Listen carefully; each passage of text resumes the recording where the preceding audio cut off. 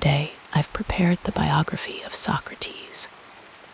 Before you fall asleep, make sure to tell us from where you're listening and what time it is.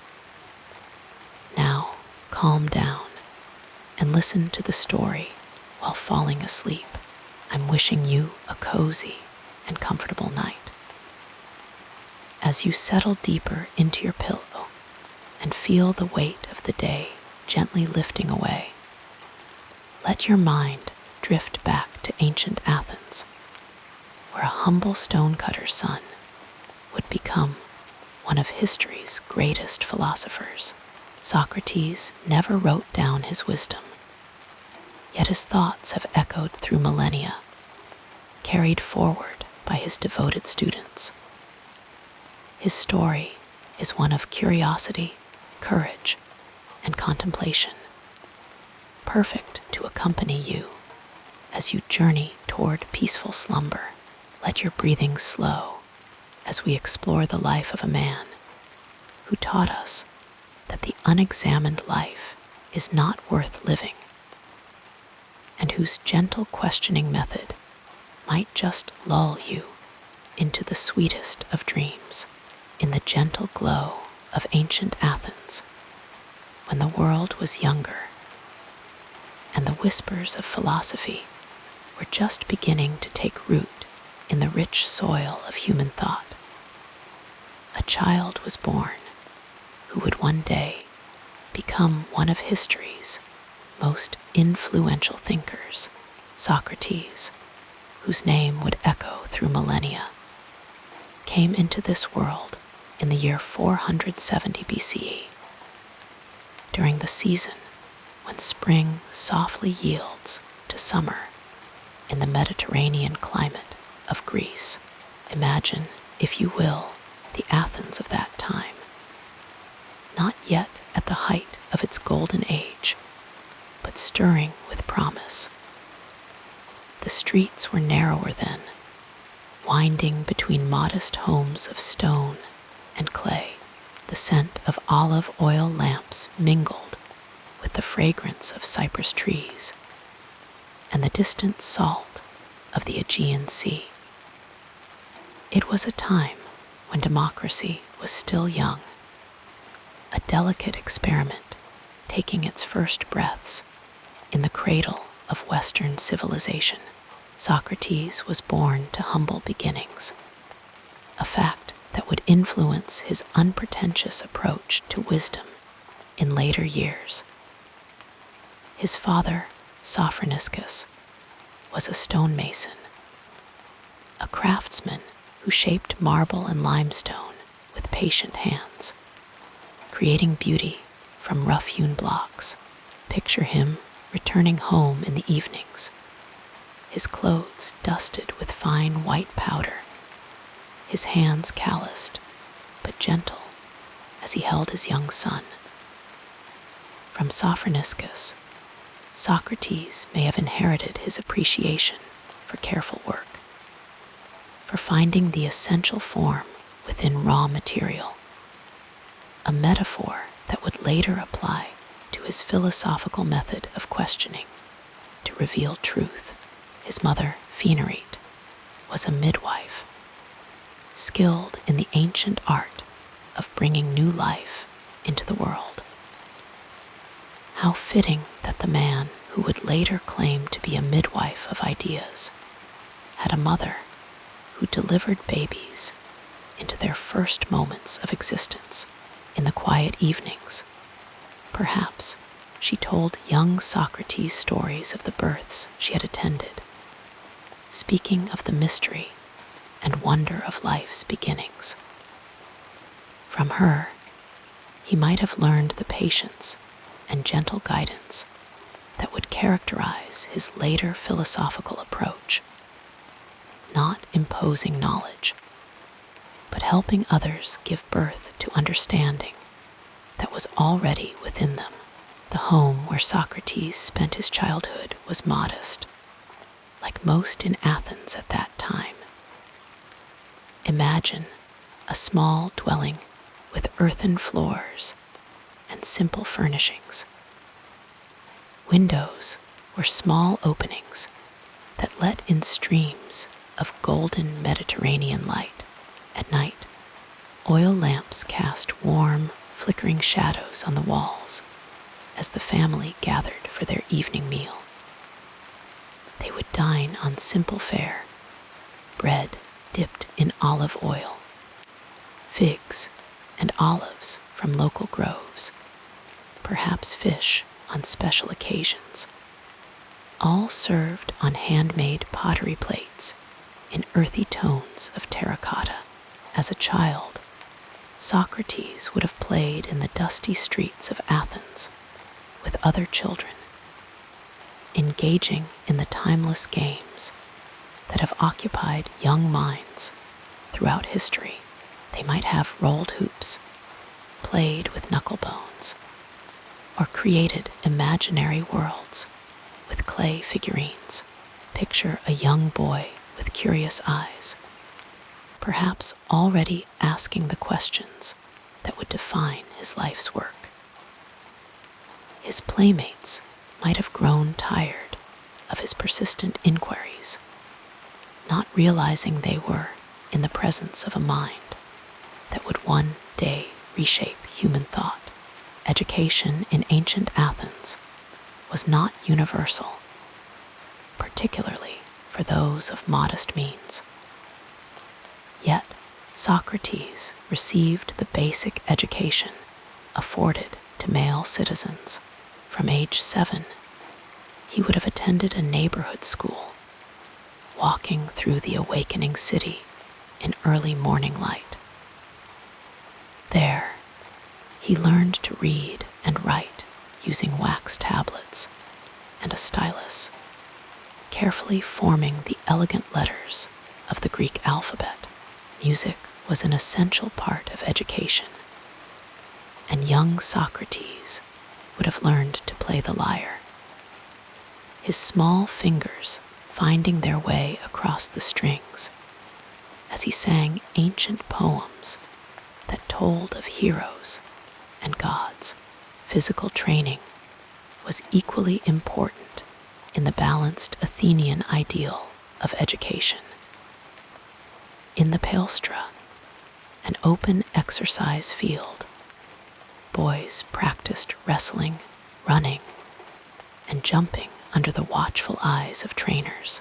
The young Socrates was said to have been solidly built, neither tall nor handsome by the standards of his day, but strong and surprisingly graceful.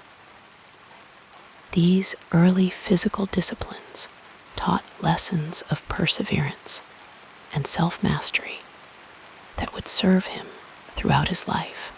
Athens during Socrates' childhood was transforming. The Persian Wars had ended with Greek victory, and a sense of cultural confidence was growing. The city was beginning its rise to prominence, though the magnificent buildings of the Acropolis that we associate with classical Athens were not yet constructed. The Parthenon would only be built when Socrates was in his 30s. Instead, the young boy would have seen an Athens of simpler structures, still recovering from Persian destruction, but buzzing with the energy of renewal and possibility. The Agora, Athens' central marketplace and gathering place, would have been a source of endless fascination for a curious child. Imagine young Socrates wandering through this vibrant heart of the city, absorbing the sights, sounds, and conversations that flowed around him. Merchants called out their wares, fresh fish still glistening from the sea, textiles dyed in rich colors, pottery, and bronze implements. Farmers brought produce from the surrounding countryside, bunches of grapes, olives, figs, and honey. In the shade of plane trees, men gathered to discuss politics, and exchange news from distant lands. All of this created a tapestry of human experience that surely influenced the developing mind of the future philosopher. Under the leadership of Pericles, the city flourished as a center of culture, art, and intellectual life. Democracy deepened its roots, giving citizens a voice in governance. This political awakening would have been part of the atmosphere surrounding the young Socrates, perhaps planting seeds for his later emphasis on questioning authority and thinking independently. The religious life of Athens also shaped Socrates' early years. The family would have participated in festivals honoring the gods, particularly Athena, the city's patron deity. Imagine the young boy watching with wide eyes as processions moved through the streets, with music, dancing, and sacrificial animals adorned with garlands. These rituals connected Athenians to their shared identity and to the divine forces they believed governed their world. Later in life, Socrates would be accused of impiety, but his relationship with religion was complex rather than simply rejecting. His childhood immersion in these traditions gave him an understanding of their importance to the social fabric, as was customary for Athenian boys. Socrates likely followed in his father's professional footsteps initially. Picture the adolescent Socrates learning the stonemason's craft, his hands growing stronger as they worked with chisel and hammer. There is something poetic about the future questioner of established forms beginning his working life by literally shaping stone. The discipline required for this craft, the patience, precision, and ability to envision the finished form within the rough block, may have transferred to his later philosophical approach. Some ancient sources suggest that Socrates showed talent as a sculptor, and that he may have created a statue of the three Graces that stood near the entrance to the Acropolis for many years. Whether this is historical fact or later embellishment, it's pleasant to imagine the young man finding artistic expression through stone, his hands creating beauty, while his mind increasingly turned toward abstract questions. The Athens of Socrates' youth was also experiencing an intellectual awakening. Traveling teachers called sophists began arriving in the city, offering instruction in rhetoric, politics, and what we might now call critical thinking. These were not free public educators, but professionals who charged fees for their teaching, making their wisdom available primarily to the sons of wealthy families. The young Socrates, from his modest background, likely had limited direct access to these teachers, but their influence permeated Athenian intellectual life, creating conversations that spilled into public spaces where a curious young man might absorb them. One transformative influence on the young Socrates may have been his military service. All Athenian men were required to serve as hoplites, citizen soldiers, and Socrates fulfilled this duty with distinction. His first taste of military life would have come in his late teens or early 20s, a formative experience that took him beyond the familiar streets of Athens and exposed him to both the harshness of battle and the camaraderie of fellow soldiers. During the Peloponnesian War, Socrates served with remarkable courage at the Battle of Potidaea around 432 BCE. When Socrates was in his late 30s, he reportedly saved the life of the wounded General Alcibiades, displaying not only physical bravery, but also the loyalty and sense of duty that would characterize his later commitment to Athens. Even when the city turned against him, the experiences of war facing mortality, witnessing both courage and fear, enduring physical hardship, surely deepened Socrates' understanding of human nature. The long nights around campfires, where men spoke more openly than they might in the formal settings of the city, provided a different kind of education than books or formal teachers could offer.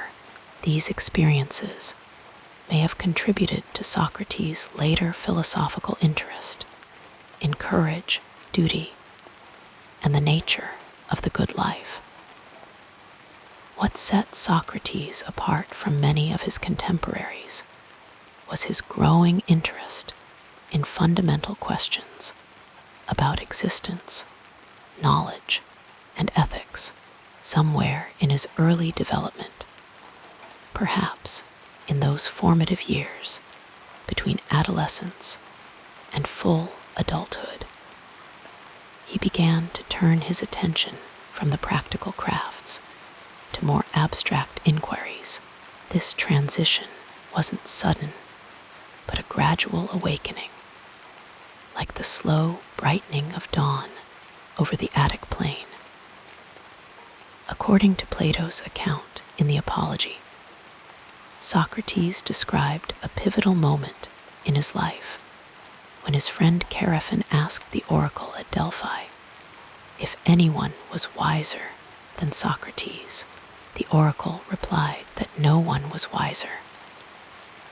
Puzzled by this pronouncement, since he didn't consider himself particularly wise, Socrates began questioning people who were reputed to have wisdom: politicians, poets, craftsmen, only to discover that while they claimed knowledge, they actually lacked it. He concluded that perhaps his wisdom lay in recognizing his own ignorance, unlike others who thought they knew what they did not know. This story, whether strictly historical or partly symbolic, marks the emergence of the Socrates we recognize historically. The questioner, the gadfly of Athens, the seeker after truth through dialogue. But this was the mature Socrates. The path that led him there began in those early years of childhood curiosity, adolescent learning, and young adult experiences that shaped his unique perspective. Socrates married Xanthippe, who has unfortunately come down through history, primarily through anecdotes about her supposedly difficult temperament. These characterizations likely reflect the gender biases of ancient writers more than historical reality. Together, they had 3 sons: Lamprocles, Sophroniscus, named after Socrates' father, and Menexenus. Socrates was already middle-aged when his children were born, bringing the perspective of mature years to fatherhood. Family life for Socrates was conducted in the context of Athenian customs, where women managed household affairs While men spent much of their time in public spaces, the home would have been the domain of Xanthippe, while Socrates increasingly devoted himself to philosophical conversations in the agora, gymnasiums, and other gathering places. This arrangement, while conventional for its time, may have created tensions in a household headed by an unconventional thinker who prioritized philosophical inquiry over material success. As we rest with these images of Socrates' early life and formative years, we can see how the seeds of his later philosophical approach were planted in these experiences. The craftsman's son learned to look beneath surfaces to find essential forms. The child of a midwife developed a method of helping others give birth to ideas. The curious boy who questioned everything grew into a man who made questioning his life's work. The soldier who faced death with courage became a philosopher who would ultimately accept death rather than abandon his principles. The Athens that shaped young Socrates would in turn be profoundly shaped by him, though the full flowering of his influence would come only after his death. As we drift toward sleep, we might imagine him walking the streets of his beloved city, not yet the renowned figure he would become, but a man gradually awakening to his unique calling, to examine life, to question assumptions, and to seek wisdom not as a possession to be claimed, but as a journey to be traveled with others. Let us drift further into the story as we explore the next part of this fascinating journey. In the soft glow of ancient Athens, nearly 2,500 years ago, a child was born who would one day transform human thought. Socrates, whose name would echo through millennia, entered this world not as a philosopher, but as a baby born to modest parents in the year 470 BCE. As we settle into this gentle exploration of his ancestry and family roots, imagine the quiet streets of Athens, the distant sound of waves lapping against the shores of Piraeus, and the whispered conversations of a household welcoming a new life. Socrates was born to Sophroniscus, a stonemason or sculptor, and Phaenarete, a midwife. The home of his birth was nestled in the Deme of Elopes, just south of the bustling center of Athens. Sophroniscus came from a lineage of craftsmen, men who understood the patience required to transform rough stone into objects of beauty and function. His hands would have been calloused and strong, his eyes trained to see potential in raw materials. This heritage of craftsmanship would later influence Socrates' own metaphors and understanding of knowledge as something carefully shaped rather than simply acquired. Phaenarete's work as a midwife placed her in a unique position in Athenian society. Midwives were respected for their practical wisdom and intimate knowledge of life's beginnings.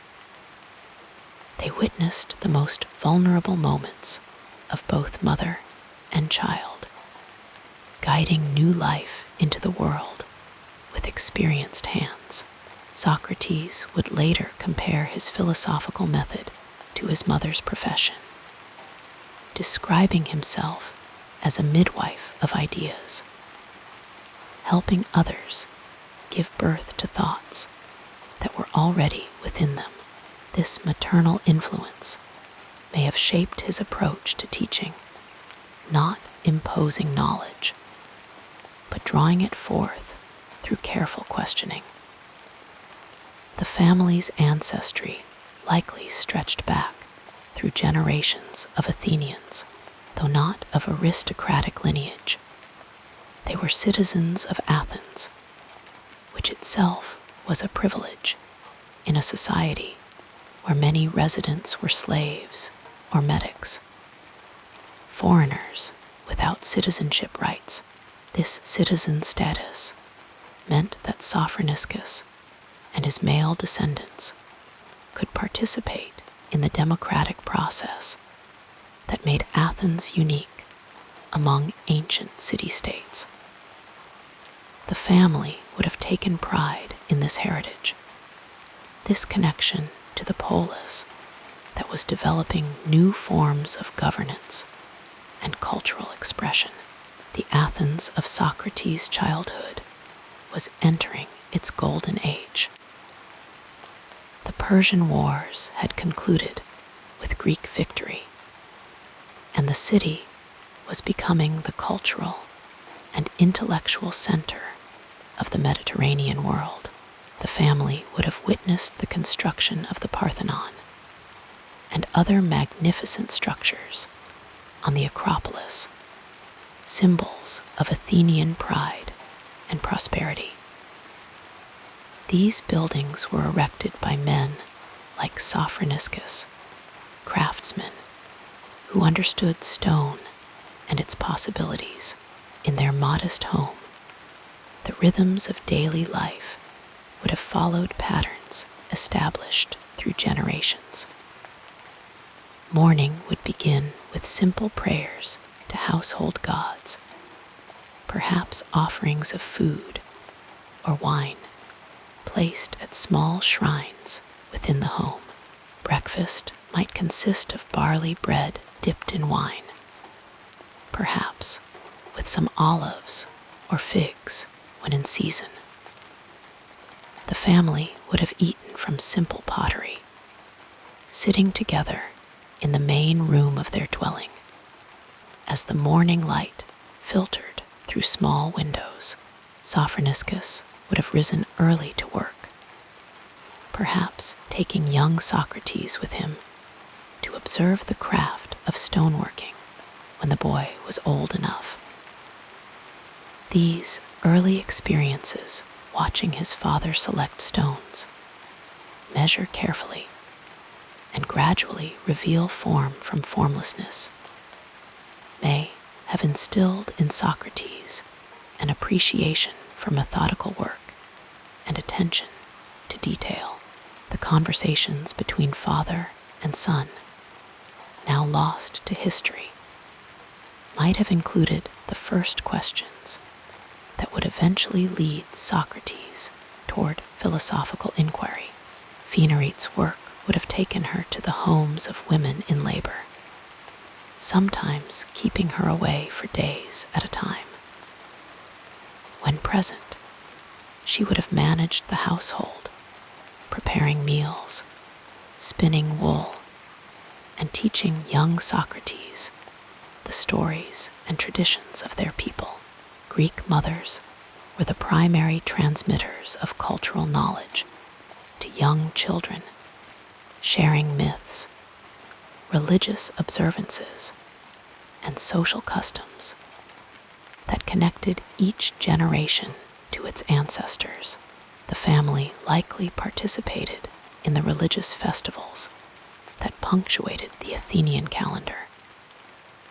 These celebrations, the Panathenaea honoring Athena, the Dionysia with its dramatic performances, the Eleusinian mysteries promising insights into the afterlife, were not merely religious observances, but expressions of cultural identity. Young Socrates would have watched processions wind through the streets, heard the music of flutes and lyres, and observed the solemn rituals that connected Athenians to their gods and to each other. Their home, like most Athenian dwellings of modest means, would have been simple. Perhaps just a few rooms arranged around a central courtyard. Walls of sun-dried brick would have been covered with plaster, and perhaps decorated with simple designs. Floors would have been packed earth, or in more prosperous times, perhaps terracotta tiles. Furniture was minimal wooden stools and tables, bedding that could be rolled away during daytime, storage vessels for food and household items. In this humble setting, the family gathered in evenings to share meals and stories, as oil lamps cast soft, flickering light on their faces. The family diet followed the Mediterranean pattern that had sustained their ancestors for generations. Bread as the staple, olive oil for cooking and flavoring, wine diluted with water as the common beverage, vegetables grown in small garden plots, supplemented by purchases from the agora, provided variety. Meat was reserved primarily for festival days and religious sacrifices, making these occasions all the more special. Fish might have been more common, given Athens' proximity to the sea.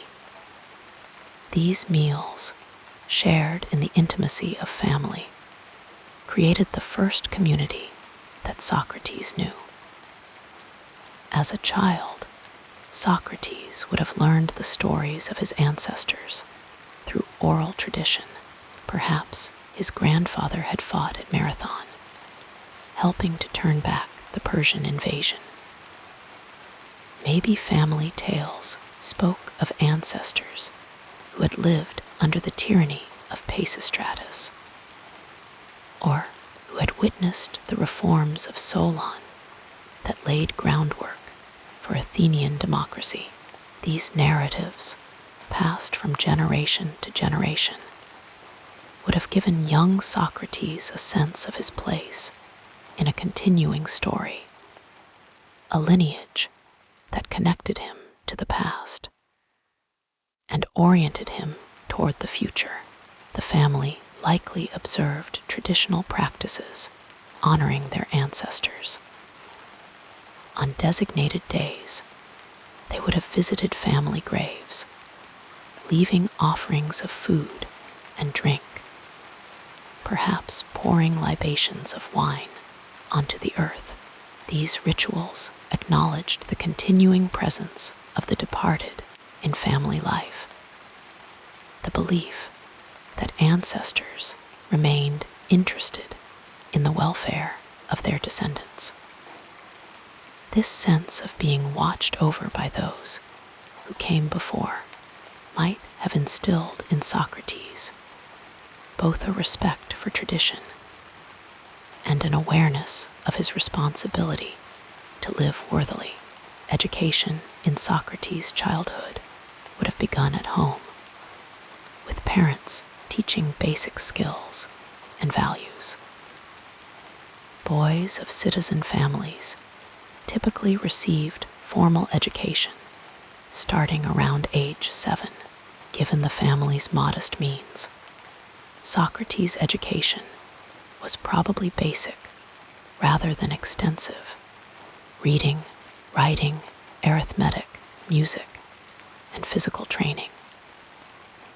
Yet, even this fundamental education exposed him to Homer's epics, the foundational texts of Greek culture that contained not just entertaining stories, but models of behavior, ethical dilemmas, and religious understanding. The family spoke the Attic dialect of Greek, with its distinctive rhythms and expressions. Language shapes thought, and the Greek language, with its rich vocabulary for abstract concepts, and its precise grammatical structures provided tools for the kind of analytical thinking that would later characterize Socrates' philosophical approach. The language of his childhood contained the seeds of his adult questioning, its very structure encouraging the making of distinctions and the pursuit of definitions. As Socrates grew, his father would have introduced him to the expectations of citizenship. Males born to citizen families became full citizens at age 18 after 2 years of military training. This civic identity was central to Athenian self-understanding. To be a citizen was not merely to have certain rights, but to participate actively in the life of the polis, to vote in the assembly, to serve on juries, to defend the city when needed.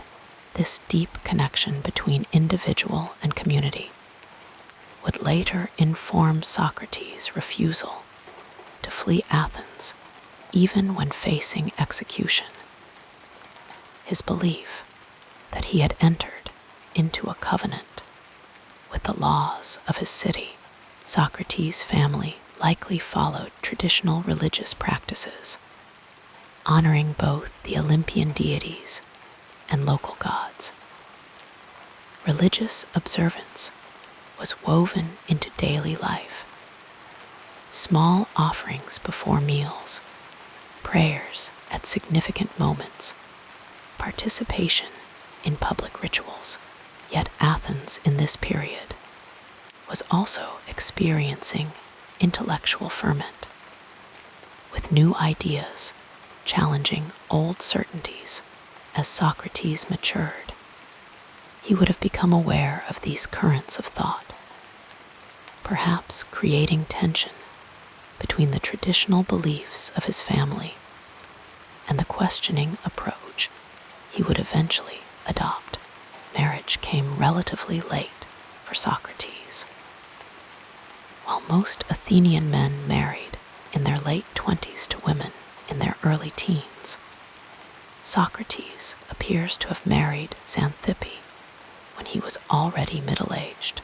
This delay might suggest that his family did not arrange an early marriage for him, perhaps because of limited resources for providing a dowry to attract a bride from a comparable family, or perhaps because Socrates himself showed early signs of the unconventional path he would follow. When Socrates did establish his own household with Xanthippe, he became the Kyrios, or head, of a new family unit.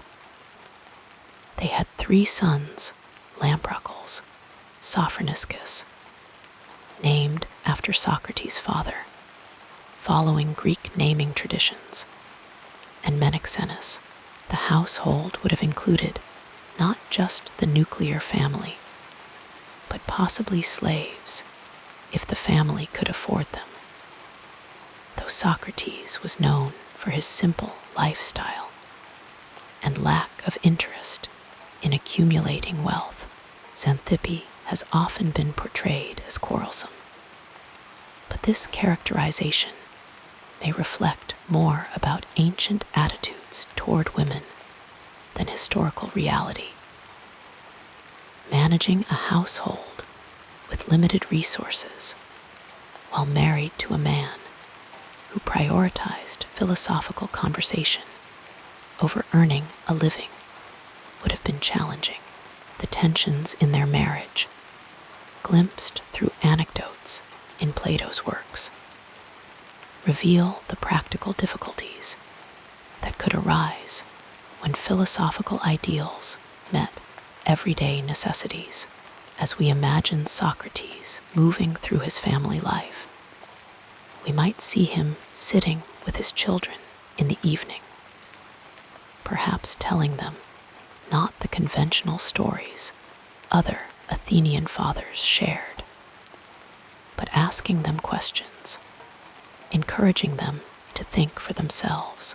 Did his sons inherit his questioning nature? Did they understand the father whose unconventional approach to life would eventually lead to his trial and execution? The historical record tells us little about these intimate family dynamics. Throughout his life, Socrates maintained connections to his deme of Elopes, the local community that was the foundation of Athenian social organization. These local ties to neighbors whose families had known each other for generations, to the shrines and landmarks of his childhood, grounded him even as his philosophical inquiries led him to question accepted wisdom.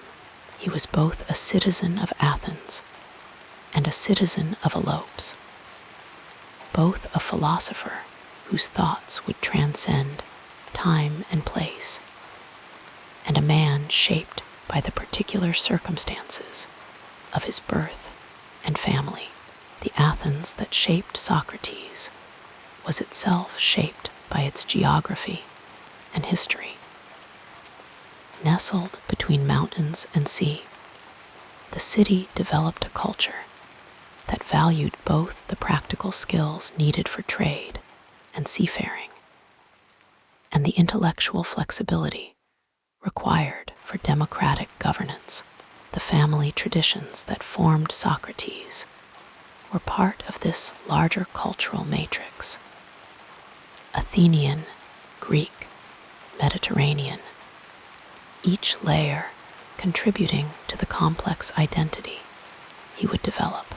As we drift toward sleep, we might imagine the young Socrates walking with his father through the streets of Athens, asking his first questions about the world, beginning the journey that would lead him to become not just a son of Sophroniscus and Phaenarete, but a figure whose name would become synonymous with philosophical inquiry itself.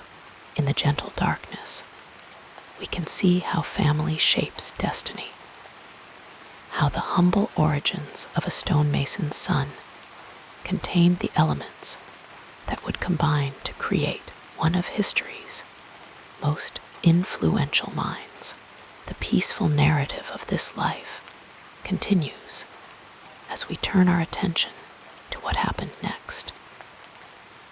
In the gentle morning light of ancient Athens, around the year 470 BCE, a young boy named Socrates opened his eyes to the world that would shape him. The stone house where he lived was modest, but sturdy, nestled in the deme of Elopes, just a short walk southeast from the magnificent Acropolis that dominated the Athenian skyline. The cool morning air carried the scent of olive groves and the distant salt of the sea, mingling with the earthy aroma of bread baking in clay ovens throughout the neighborhood. The walls of his family home were made of local limestone, cool to the touch even as the day warmed. Small windows allowed shafts of golden light to illuminate the simple interior, where woven mats covered portions of the packed earth floor. Clay lamps, their wicks floating in olive oil, would provide gentle illumination during evening hours, casting soft, dancing shadows across the walls as Socrates' family gathered for their evening meal. His father, Sophroniscus, was a stonemason, a respectable craft that connected the family to Athens' building projects and artistic traditions. Each morning, young Socrates would watch his father gather his tools, bronze chisels, wooden mallets, measuring chords before departing for his work.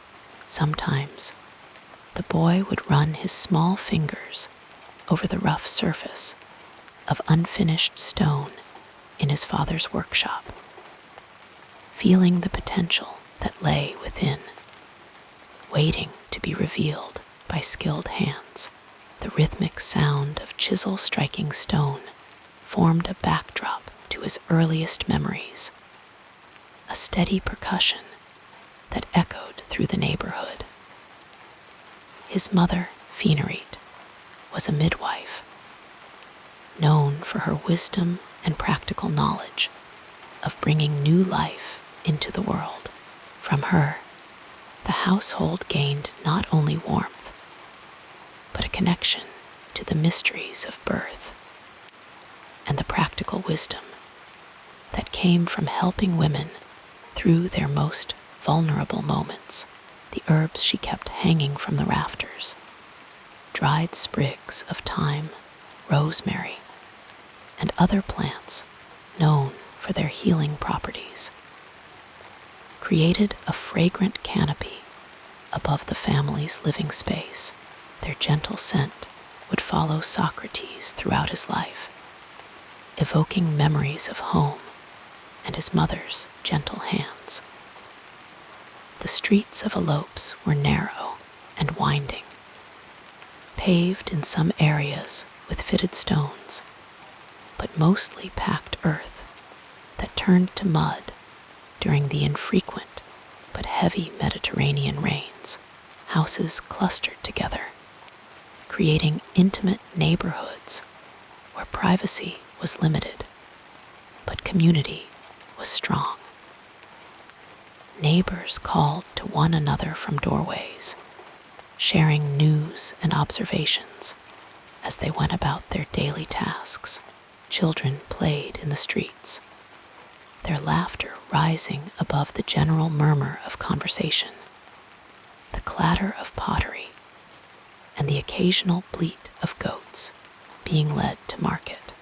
Water was precious in Athens, and the public fountains were social hubs where women gathered with clay amphoras balanced on their shoulders or heads. Young Socrates would sometimes accompany his mother to these fountains, listening to the gentle splash of water and the melodious exchange of women's voices as they shared stories and observations. The cool, clear water from these fountains, fed by underground springs and aqueducts, was sweeter than any wine to the parched throats of Athenians in the heat of summer. Beyond the immediate neighborhood lay the Agora, Athens's bustling marketplace and civic center. On days when Socrates ventured there with his parents, his senses were overwhelmed by the vibrant tapestry of life. Merchants called out their wares in melodic chants. Fresh fish from the nearby Saronic Gulf, olives and olive oil from the surrounding countryside, pottery, textiles, and exotic goods from across the Mediterranean. The air was thick with the aromas of roasting meats, fresh bread, and pungent spices brought by traders from distant lands. In the Agora, Socrates would have witnessed not just commerce, but the living practice of democracy. Men gathered in small groups, engaged in animated discussions about politics, philosophy, and the news of the day. The sound of these conversations, passionate, reasoned, sometimes heated, created a constant background hum, like the buzzing of bees in a productive hive. This was the music of Athenian democracy, the sound of citizens participating in the governance of their city-state. The natural environment surrounding Athens profoundly influenced the young Socrates' sensory experiences. The city was nestled in a valley, embraced by mountains, Mount Hymettus to the east, Mount Pentelicus to the northeast, Mount Parnitha to the north, and Mount Aegaleo to the west. These mountains appeared as protective guardians on the horizon, their slopes covered with pine forests and wild herbs. Mount Hymettus was particularly known for its excellent honey, produced by bees that gathered nectar from the wild thyme growing on its slopes. Between the city and the sea lay the fertile plain, where farmers cultivated the Mediterranean triad of wheat, olives, and grapes. Socrates would have walked with his family through these agricultural lands, feeling the rich soil beneath his sandaled feet, watching the seasonal rhythms of planting and harvest, observing how human labor transformed the landscape into sustenance for the city. The climate shaped daily life in profound ways. Summer brought intense heat that slowed the pace of activity, encouraging Athenians to rise early and rest during the scorching midday hours. The quality of light was extraordinary, crystalline and intense, casting sharp shadows and illuminating the white limestone buildings with a brilliance that could almost hurt the eyes.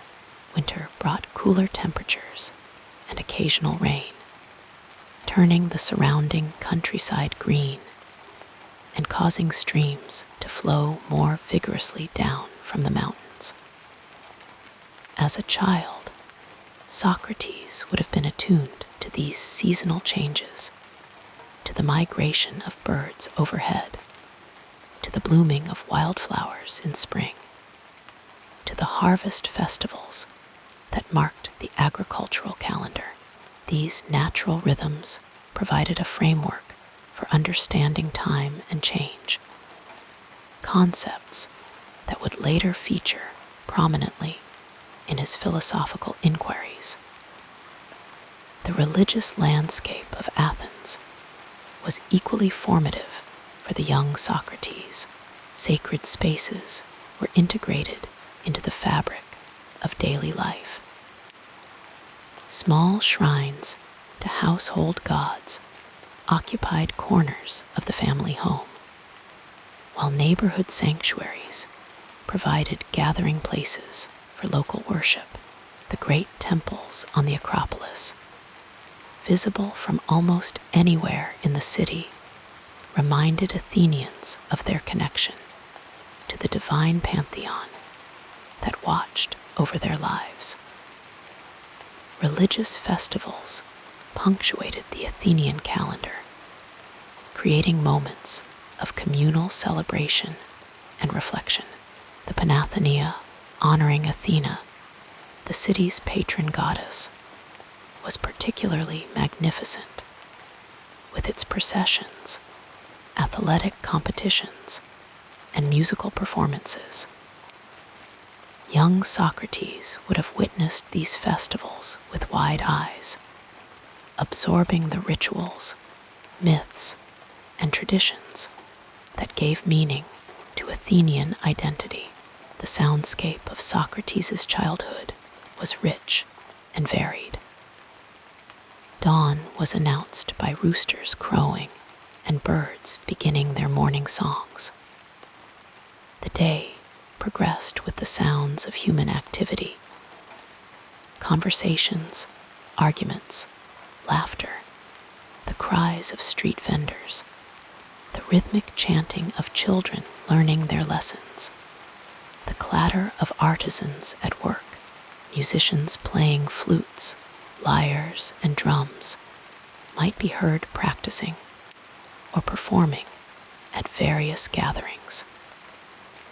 In the evening, the city would gradually quiet, though never completely silent, as the soft murmur of household conversations continued by lamplight at night, especially during the warm months when people slept on rooftops to catch the cooling breezes.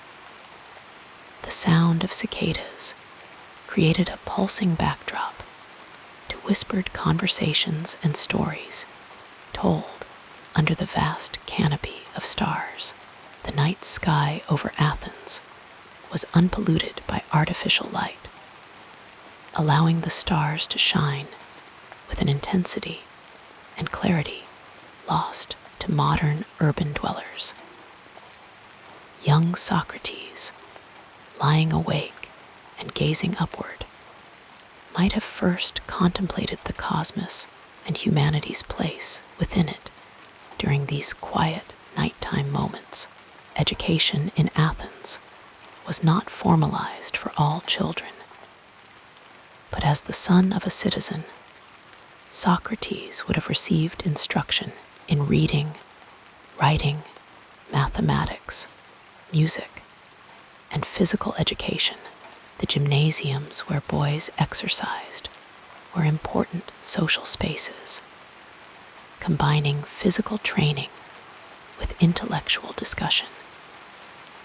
The sound of feet running on packed earth, the grunt of wrestlers, and the splash of swimmers in the bathing pools would have formed part of Socrates' auditory experience as he grew older. The social environment of Elopes, like all Athenian demes, was tightly knit.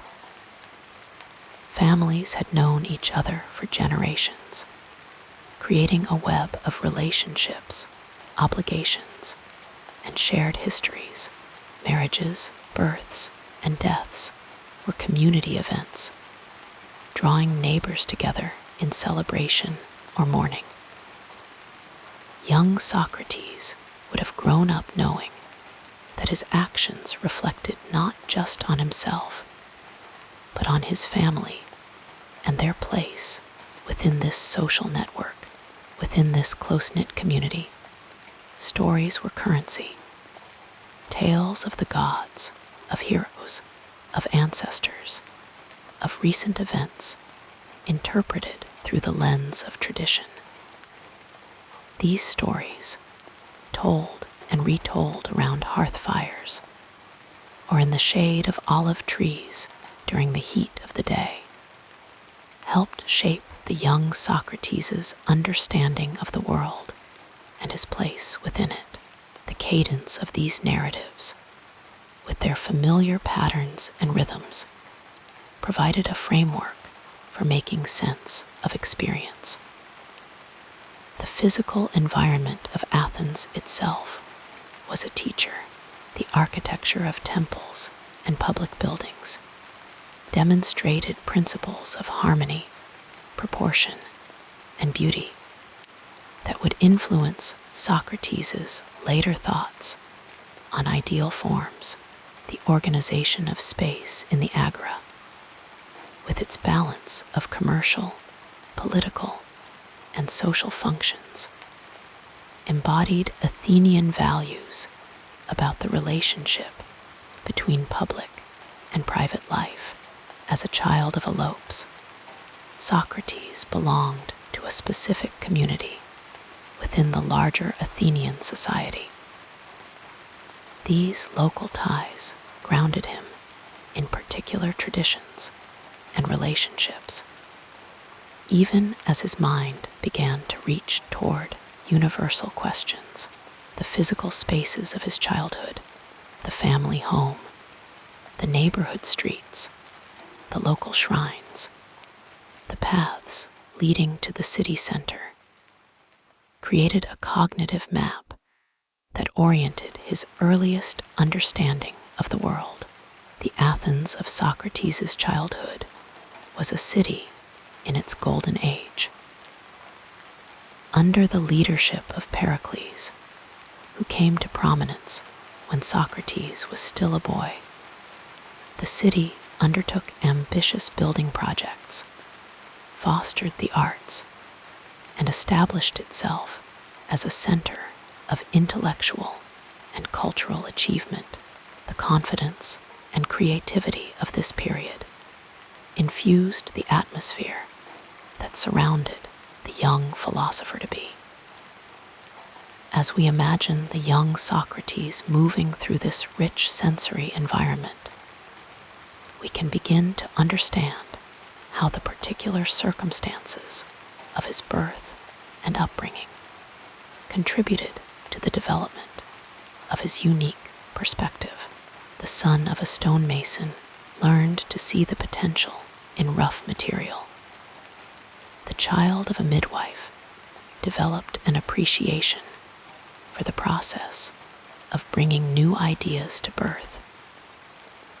The boy who listened to debates in the agora cultivated the art of questioning that would become his hallmark. The physical and social landscape of ancient Athens provided Socrates with both roots and wings, a solid foundation in the traditions and practices of his community, and the intellectual stimulation that would lead him to question those very traditions. As we drift toward sleep, we might envision the young boy walking with his father through the streets of Athens, his eyes taking in the beauty of the city, his ears attuned to the conversations around him, his mind already beginning to formulate the questions that would eventually make him not just a son of Athens, but a citizen of the world of ideas, a figure whose influence would extend far beyond the limestone houses and olive groves of his childhood home. As you relax deeper, let us now softly explore the next chapter of this soothing biography. In the gentle glow of Athens' golden age, young Socrates began his education not in formal schools, as we might imagine today, but through a more organic process of absorption and observation. The Athenian approach to learning during this period embraced a holistic view of development, nurturing both body and mind in equal measure. For Socrates, whose father Sophroniscus worked with stone and whose mother Phaenarete practiced the art of midwifery, education began at home with practical wisdom passed down through everyday conversations and observations. As a boy of perhaps 7 or 8 years, Socrates would have begun what the Athenians called the Mousic portion of his education, focusing on the arts inspired by the Muses. A patient teacher would have guided him through the melodic verses of Homer's epics, the Iliad and Odyssey, reciting them in rhythmic cadences that made memorization a natural process.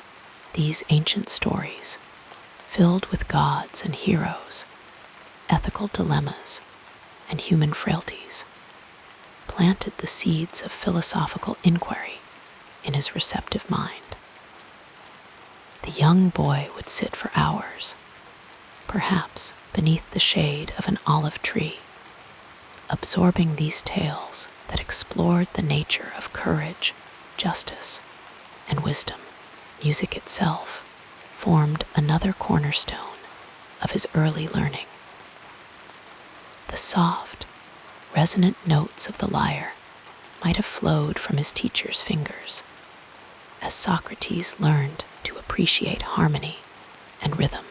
The Greeks believed music cultivated the soul, creating inner harmony that mirrored the mathematical perfection they perceived in the cosmos. As the young boy's fingers gradually mastered the strings, he was simultaneously learning about proportion, balance, and the mathematical relationships that would later influence his understanding of truth and beauty. Alongside these artistic pursuits came physical training, or gymnastique, conducted in the open air of the palestra.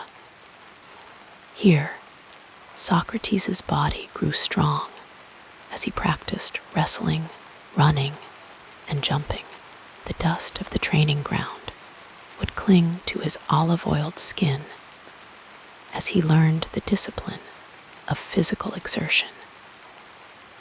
These lessons in bodily control taught patience and perseverance, qualities that would later serve him well in his philosophical pursuits. The Athenians believed a sound mind required a sound body. And in these early years, Socrates absorbed this wisdom through lived experience rather than abstract teaching. As the seasons passed gently by, transitioning from the warm embrace of summer to the mild Athenian winter and back again, Socrates' education continued to unfold at its unhurried pace. By his early teens, he had likely mastered the basics of reading and writing, skills that were becoming increasingly important in Athenian society, though still not universal. Writing was done on wax tablets with a stylus, the letters pressed carefully into the soft surface.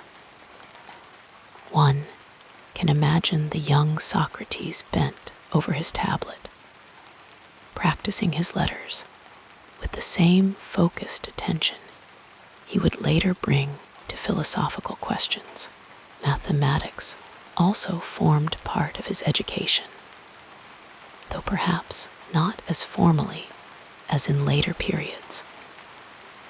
The practical geometry needed for architecture and the arithmetic required for commerce would have been part of his learning. These early encounters with mathematical thinking planted the seeds for his later appreciation of clear, logical reasoning.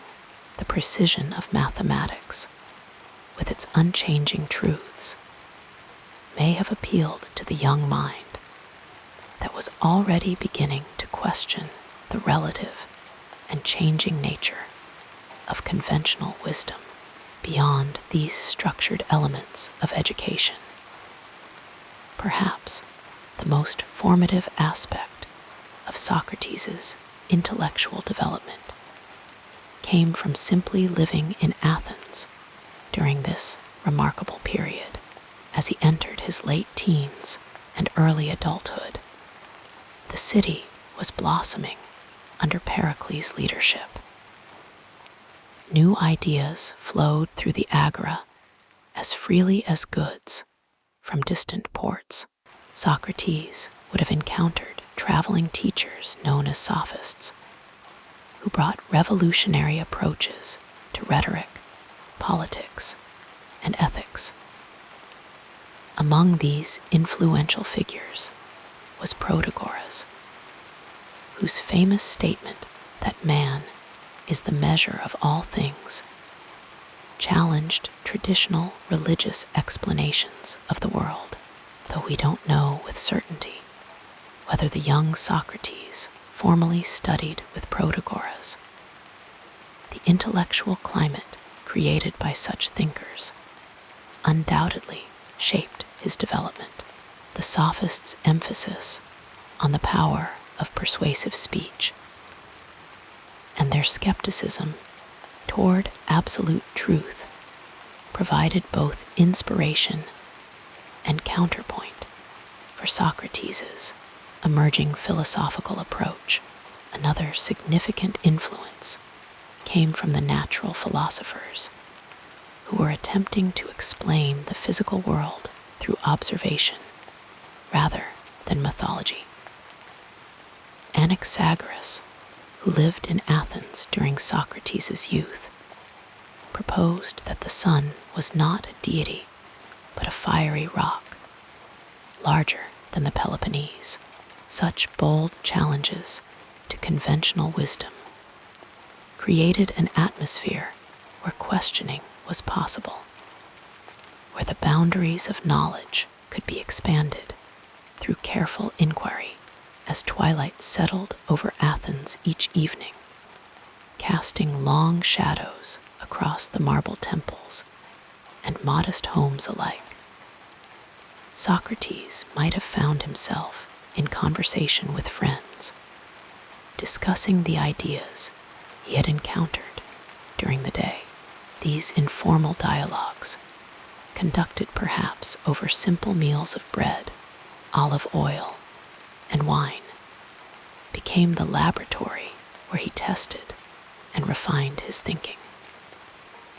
The Athenian custom of symposia, drinking parties that combined pleasure with intellectual conversation, provided another venue for this ongoing education. By his late 20s, Socrates had developed a distinctive approach to learning that differed from the sophists who charged fees for their teaching. Instead of claiming to impart wisdom, he professed ignorance and asked questions that led others to examine their own beliefs. This method, which we now call Socratic dialogue, emerged gradually from his experiences and reflections. Like his mother, the midwife, who helped others bring forth new life, Socrates became skilled at helping others bring forth new understanding from within themselves. The development of this approach was not sudden, but evolved through countless conversations and reflections. Socrates came to believe that wisdom begins with recognizing one's own ignorance, a humble starting point that contrasted sharply with the confident assertions of many of his contemporaries. This insight may have come from his own experience of questioning experts and finding that their knowledge was often more limited than they realized. During this formative period, Socrates also developed his commitment to examining the ethical dimensions of human life. While many philosophers before him had focused on explaining the natural world, Socrates turned his attention to questions of how one should live. What is justice? What is courage? What is friendship? These questions became the center of his philosophical inquiry, explored not through written treatises, but through living dialogue. This focus on ethics was not merely academic for Socrates, but deeply personal. He sought to align his actions with his understanding of virtue, living simply despite opportunities for wealth, and maintaining his integrity even when it brought him into conflict with powerful interests.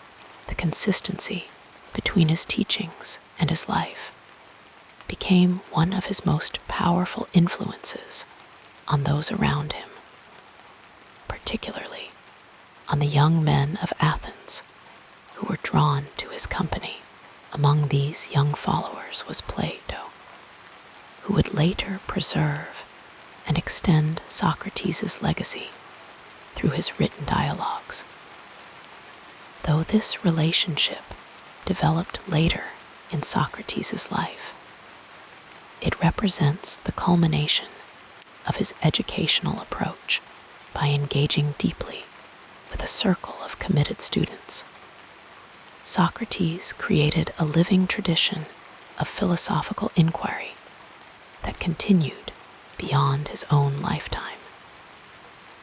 As we reflect on Socrates' education and intellectual development, we should remember that it unfolded in a cultural context very different from our own.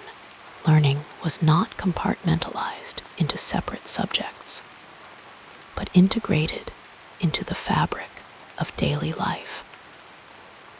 Ideas were tested in conversation rather than written examinations. Knowledge was valued not primarily for practical application, but for its contribution to living well. The Athens that nurtured Socrates' mind was a place of contradictions, democratic in its political structure, yet accepting of slavery, innovative in its thinking, yet suspicious of radical change, open to foreign influences, yet protective of its distinctive identity. These tensions created a fertile environment for philosophical questioning. As the young Socrates encountered different perspectives and was forced to reconcile competing claims to truth as night deepens and our thoughts grow more diffuse, we might imagine Socrates walking through the quiet streets of nighttime Athens, his mind turning over a conversation from earlier in the day. Perhaps he passes the darkened workshop where his father once worked stone, remembering early lessons in patience and precision. Maybe he glances up at the stars, wondering about their nature in light of the new ideas proposed by natural philosophers. In this gentle examination of Socrates' formative years, we find not a simple progression from ignorance to wisdom, but a gradual awakening to the vastness of what cannot be known with certainty.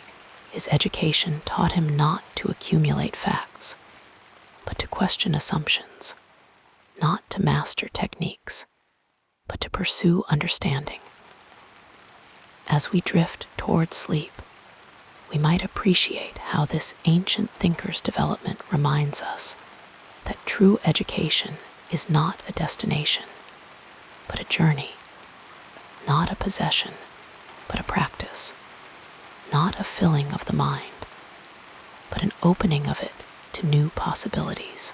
Our soothing biography continues with a look at the next important period in this incredible life.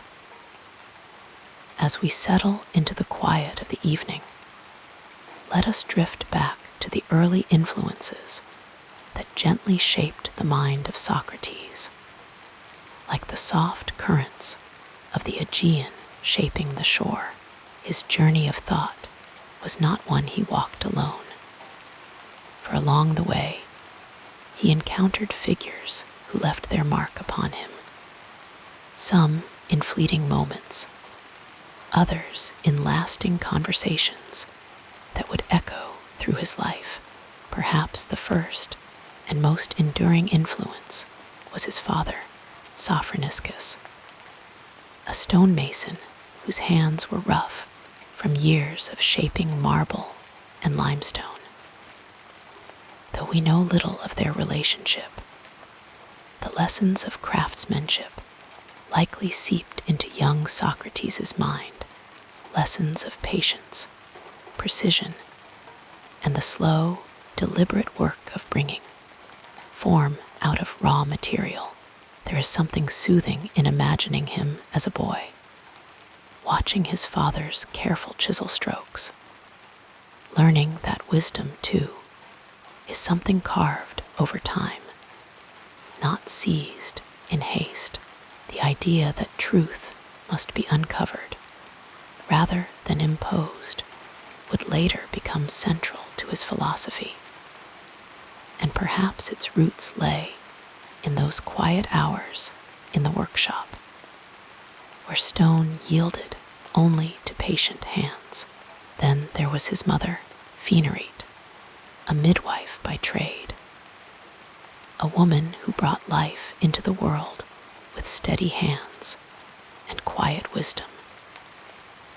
Socrates would later compare his own method of questioning to the art of midwifery, not implanting knowledge into others, but helping them bring forth what was already within them.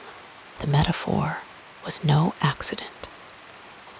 Just as his mother guided mothers through the pains of childbirth, Socrates would guide his students through the discomfort of uncertainty, always reminding them that true understanding comes from within. There is a tenderness in this connection, a reminder that even the most rigorous philosophy can have its origins in the gentle wisdom of a parent's craft. Beyond his family, Athens itself was Socrates' great teacher, its streets and marketplaces alive with voices, each offering a different fragment of truth among the many thinkers who left their mark on him. One of the earliest was Archelaus, a philosopher of nature who had studied under Anaxagoras. Archelaus introduced Socrates to the idea that the mind nous was the ordering principle of the universe, a thought that would linger in his reflections for years to come. Yet, as with all his teachers, Socrates did not merely accept these ideas as doctrine.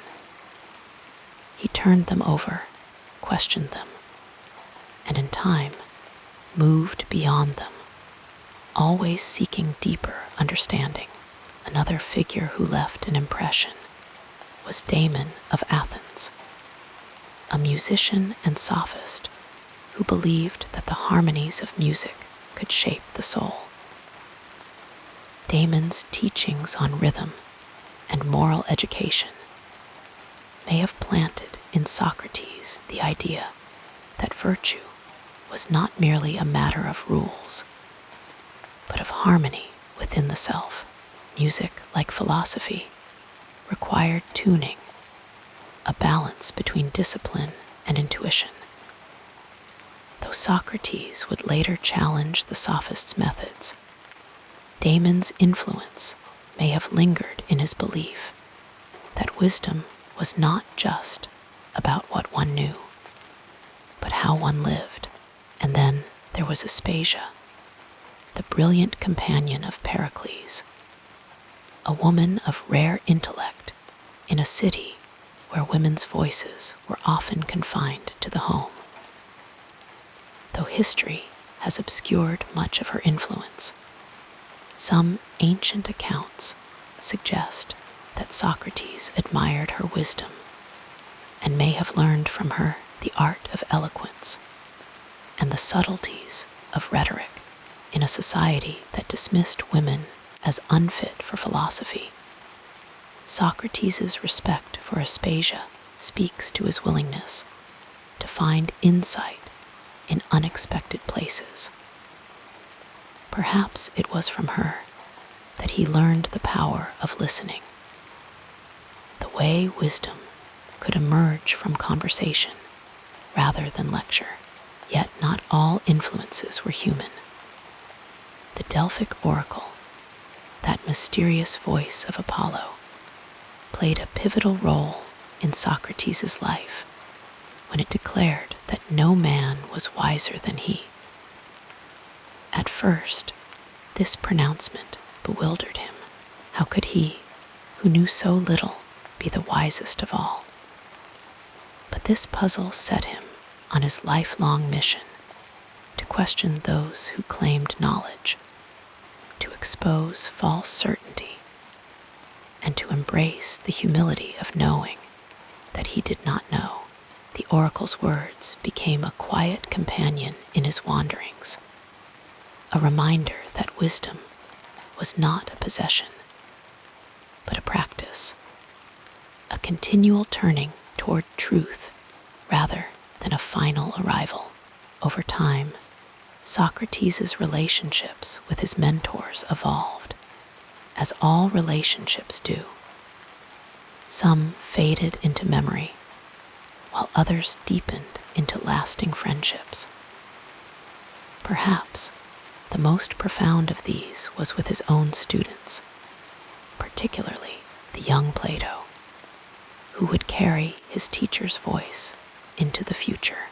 In their dialogues, we sense not just the passing of ideas, but the tenderness of a bond between teacher and pupil, one built on mutual questioning rather than blind obedience. As sleep draws near, we might imagine Socrates in his later years, sitting under the shade of an olive tree, surrounded by those who sought his guidance. He did not claim to have answers, only questions that opened doors rather than closed them. His greatest gift to his students was not a system of thought, but a way of thinking, a habit of mind that outlasted him. And so, as we let our thoughts drift, we can take comfort in the thought that wisdom, like sleep, comes not in grasping, but in release, not in rigid certainty, but in the quiet acceptance that there is always more to learn. The influences that shaped Socrates were many, but they all led him to the same quiet truth, that the pursuit of understanding is itself a kind of homecoming, a return to the questions that have no final answer, only deeper and deeper layers of wonder. And with that, we too can surrender to the gentle pull of sleep, knowing that, like Socrates, we are always learning, always listening, always becoming. Let your mind float with these gentle recollections as we move forward in our story. Long before Socrates became the wise old philosopher we imagine beneath the olive tree, he was just a young man in Athens, stepping into the world with quiet curiosity. His early years were not marked by grand proclamations or scholarly fame, but by humble beginnings, shaped by the rhythms of daily life in a city alive with debate, craftsmanship, and the hum of the marketplace. His father, Sophronius, was a stonemason, and his mother, Phaenerete, a midwife, two professions that required patience, precision, and an intimate understanding of how things take shape, whether stone or life itself. From them, Socrates inherited not just a trade, but a way of seeing the world, one that valued process over product, questioning over certainty. In his youth, Socrates likely learned the craft of sculpting, shaping marble under the careful guidance of his father's hands. The work was slow, deliberate, each strike of the chisel revealing the form hidden within the stone. It was a quiet apprenticeship, one that required him to listen to the material, to the tools, to the silence between actions. Some say this early training stayed with him, shaping his later philosophy just as he had once shaped stone. After all, his method of questioning was not unlike sculpting, chipping away at assumptions to reveal the truth beneath. But Athens in the 5th century BCE was more than workshops and quiet labor. It was a city bursting with ideas, where politics and poetry, war and wisdom, all tangled together in the open air. The Persian Wars had recently ended, leaving Athens victorious, but forever changed, its confidence swelling even as its people grappled with the weight of power. Democracy was young, still finding its footing, and the agora, the heart of the city, buzzed with merchants, politicians, and wandering thinkers known as sophists. These were men who taught rhetoric and persuasion for a fee, promising their students the keys to success in public life. Socrates watched them, listened to their speeches, but something in him resisted their methods, where they offered polished answers. He sensed the danger in too much certainty. Where they taught the art of winning arguments, he wondered what it meant to truly understand. And so, quietly at first, he began to walk his own path. He did not set up a school or charge for his teachings.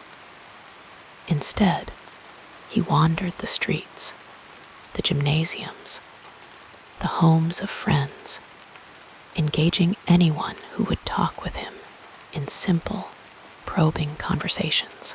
He asked about justice, about courage, about virtue, words everyone used, but few could define.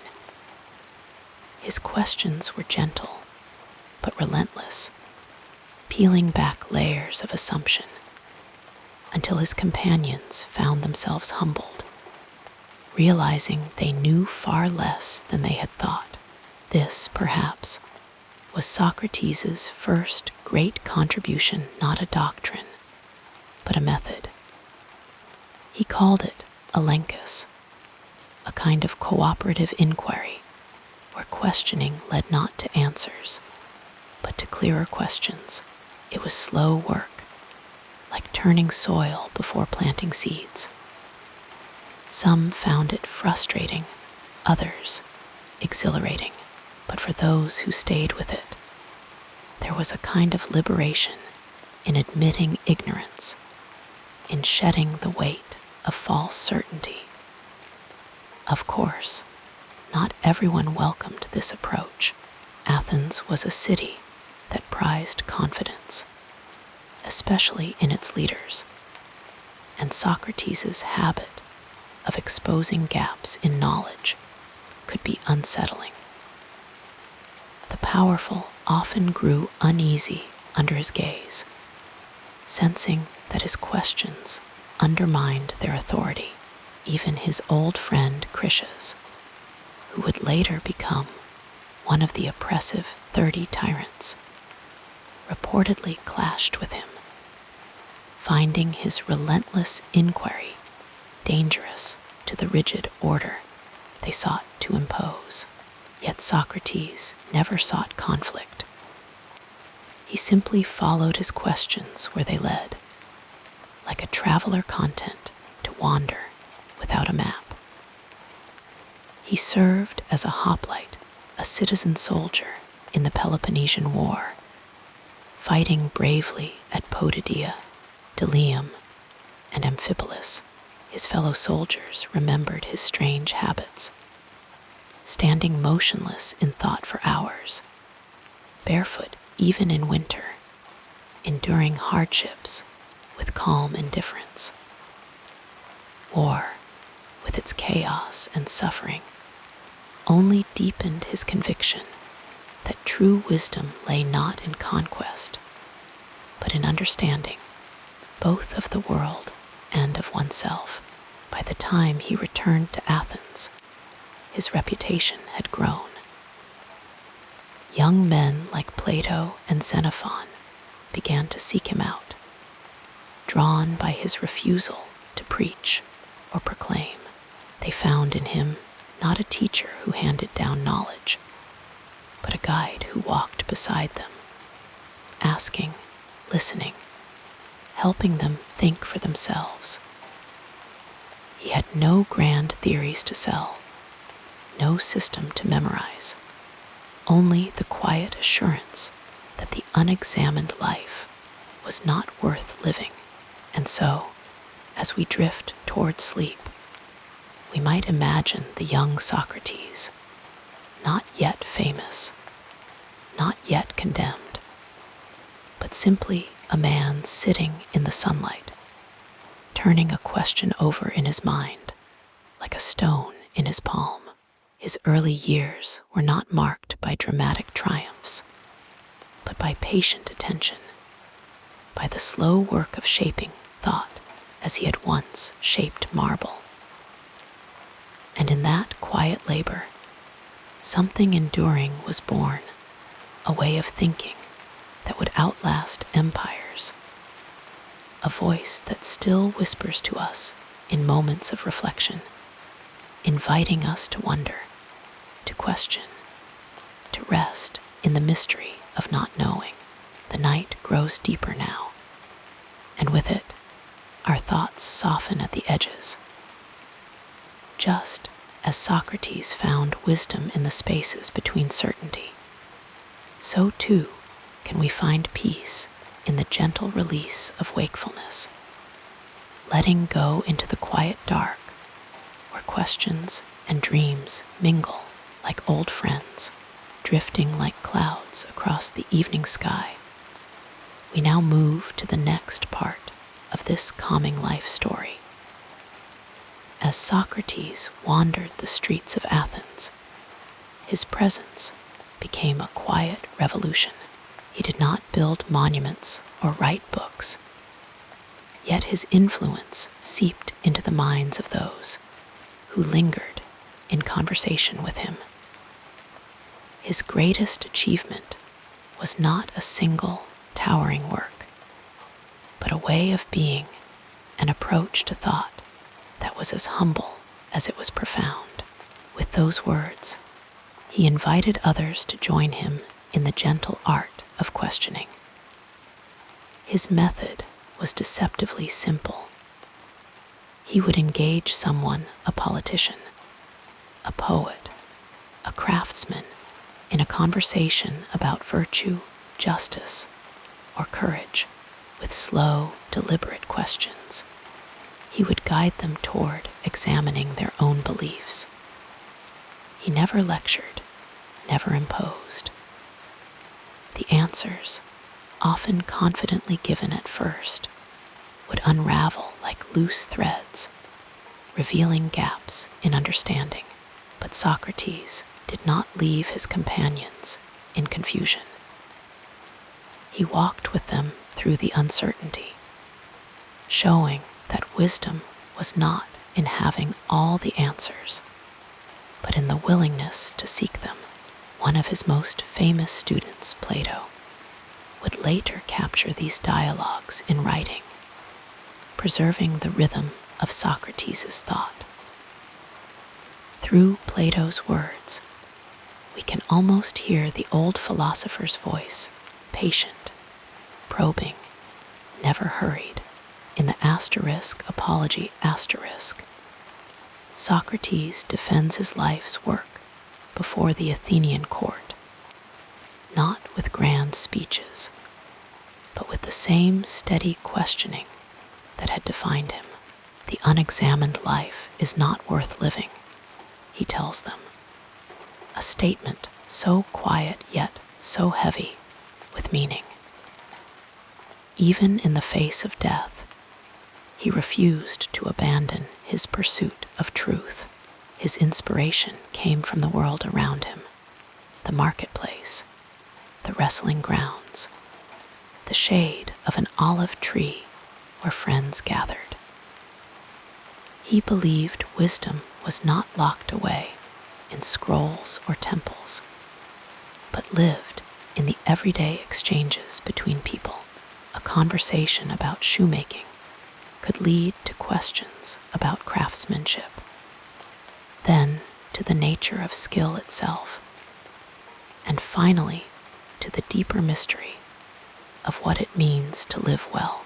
He saw philosophy not as an abstract discipline, but as a way of breathing meaning into ordinary moments. The impact of his work was slow to unfold, like the unfurling of a leaf in spring. In his lifetime, he was mocked by some, feared by others. The power powerful men of Athens grew uneasy with his questions, for he made them doubt their own certainty. And so they accused him of corrupting the youth, of disrespecting the gods, but even his trial became another lesson. He did not beg for mercy or rage against his fate. He simply continued to speak, to question, to embody the very ideals he had spent his life exploring. When the time came to drink the hemlock, he did so with calm acceptance, surrounded by friends who wept as he reminded them that a philosopher must not fear death. Only the failure to live with integrity. Centuries later, his voice still echoes. The Socratic method lives on in classrooms, courtrooms, and quiet conversations between friends. His insistence on questioning, on thinking deeply rather than blindly accepting, became the foundation of Western philosophy. And though he left no writings of his own, his presence lingers in the pages of those who loved him, in the questions we still ask ourselves in moments of stillness. As sleep draws nearer, we might imagine him now, sitting beneath the stars, turning over one last thought before resting. His legacy was not in grand achievements, but in the quiet power of a mind at work, ever curious, ever humble. And in that, he gave us something far greater than answers.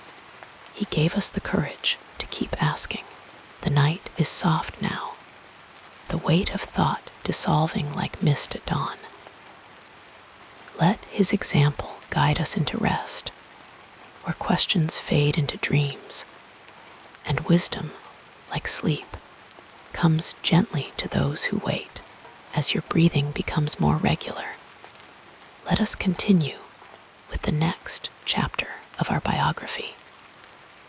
There was a moment, quiet and unremarkable to those who passed by, when Socrates stood at the edge of the Athenian marketplace, watching the world move around him. It was here, in the hum of daily life, that he first felt the pull of questioning, not just the grand mysteries of the cosmos, but the simple, unexamined assumptions of ordinary people. He could have walked on, as most did, content with the answers already given. But he paused, and in that pause, the course of his life shifted like a river, finding a new path.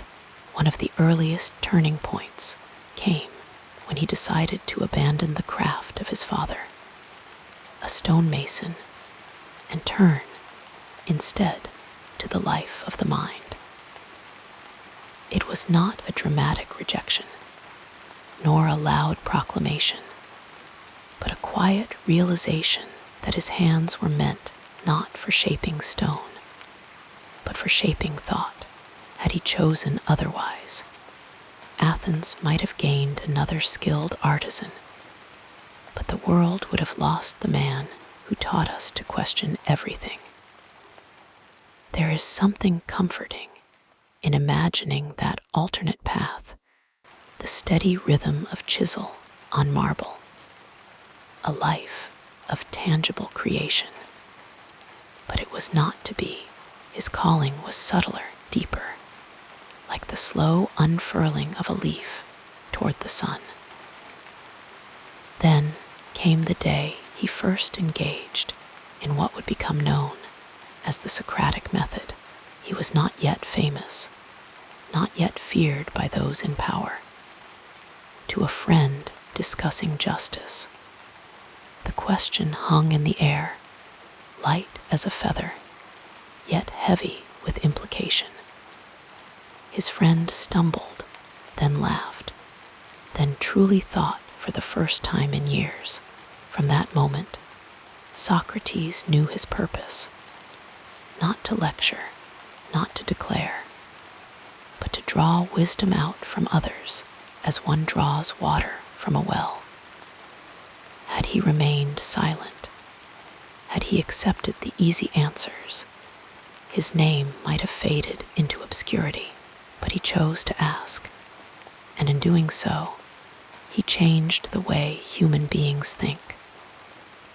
Another quiet pivot came when he was summoned to the oracle at Delphi, where the priestess declared him the wisest of all men. At first, he resisted. How could he, who knew only that he knew nothing, be the wisest?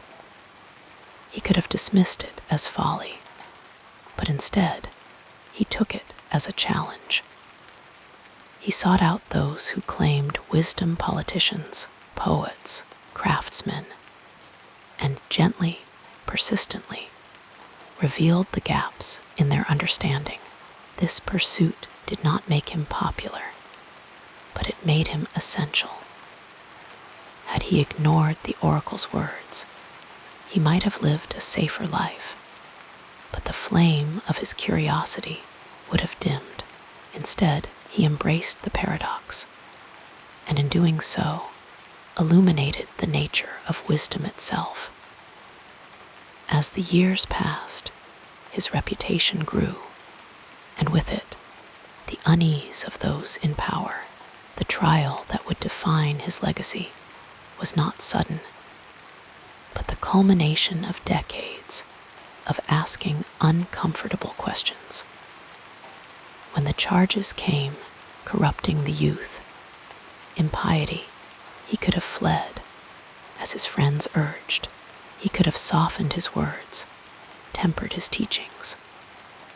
But he stood before the jury, not in defiance, but in quiet certainty. The unexamined life is not worth living, he said, a statement so simple, so profound, that it still echoes in the stillness of night. Had he chosen escape, his story might have ended in exile, a footnote in history. Instead, he chose principle over preservation, and in that choice, he became immortal, even in his final hours. As the hemlock took its slow effect, there was a turning point, a last, tender lesson. His students wept, but he comforted them, speaking of the soul's journey as one might speak of a traveler returning home. He could have raged, could have lamented the injustice, but he met death as he had met life, with curiosity, with calm, with that same unwavering question: what is true? What is good? The poison did not silence him, it only deepened the silence around him, until even the air seemed to hold its breath. And so we wonder, in the quiet of night, what might have been different had he chosen another path at any of these moments. A Socrates who remained a stonemason, his hands rough with labor, but his mind untested. A Socrates who never questioned the oracle, who accepted the wisdom of others without scrutiny. A Socrates who fled Athens, his voice lost to the winds of exile. The world would be poorer for it, and yet there is a tenderness in imagining those other lives, those roads not taken, but history, like sleep, does not bend to our wishes. The Socrates we know is the one who asked, who challenged, who stood firm even as the ground shifted beneath him. His legacy is not in monuments or scrolls, but in the space between thoughts, in the moments when we pause and ask ourselves, what do I truly believe? As the night deepens, let these reflections drift like leaves on a slow-moving stream. there is no need to grasp them tightly, only to let them pass, one by one, until the mind grows quiet. The choices Socrates made were his alone, yet they ripple outward, touching even now, even here, in the gentle descent towards sleep. And so we release the weight of what-ifs, of alternate paths, and simply rest in what was and what is. The questions will remain, as they always do, waiting for the light of morning. But for now, there is only the soft exhale of night, the quiet certainty that wisdom, like sleep, comes to those who let go. The calming story continues as we gently examine what happened next in this remarkable journey. Socrates lived a life woven quietly into the fabric of relationships, each thread a story, each connection a lesson.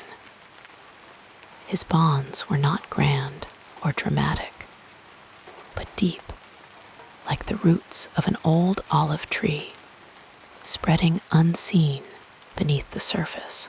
To understand him, we must listen to the whispers of those who walked beside him, who shared his laughter, his questions, and his silences. The first, and perhaps most enduring of these bonds, was with his wife, Xanthippe. Their marriage was not the stuff of romantic poetry, but something more real, more human. Xanthippe was sharp-tongued, fiery, where Socrates was steady, and their home was often filled with the lively clash of wills. Yet beneath the surface, there was understanding. She scolded him for neglecting the household, for wandering the streets deep in thought rather than earning a living. But she also knew, in the quiet hours, that his mind was not made for ordinary things. Once, after a particularly heated exchange, she found him sitting by the hearth, staring into the embers. And in that moment, her frustration softened. They sat together, not speaking, the fire casting long shadows, and for once, there was no need for words. Then there were his students, his companions, those young men who followed him not for wealth or power, but for the strange and restless light in his eyes. Plato was the most devoted, the one who would later give Socrates voice immortality through his writings. Their bond was one of mutual discovery. Socrates did not lecture, he questioned, and in the answering, Plato found his own thoughts unfolding like petals in sunlight. One evening, as they walked along the outskirts of Athens, Plato confessed his frustration with politics, with the corruption of men in power. The question hung between them, heavy with possibility. That night, Plato began to write, and in doing so, he carried Socrates forward into time. Yet, not all his relationships were so harmonious. Alcibiades, brilliant and reckless, adored Socrates with an intensity that bordered on worship. He was beautiful, ambitious, and endlessly complicated, a soul too large for his own skin. Once, at a symposium, drunk on wine and admiration, Alcibiades declared that Socrates alone had shown him his own emptiness. "You make me ashamed," he said, laughing through tears. Alcibiades would go on to betray Athens, to rise and fall like a shooting star. But in his later years, he often spoke of those conversations in the Agora. of the way Socrates had looked at him, not with judgment, but with a quiet, unshakable patience. There were others, too lesser known, but no less important.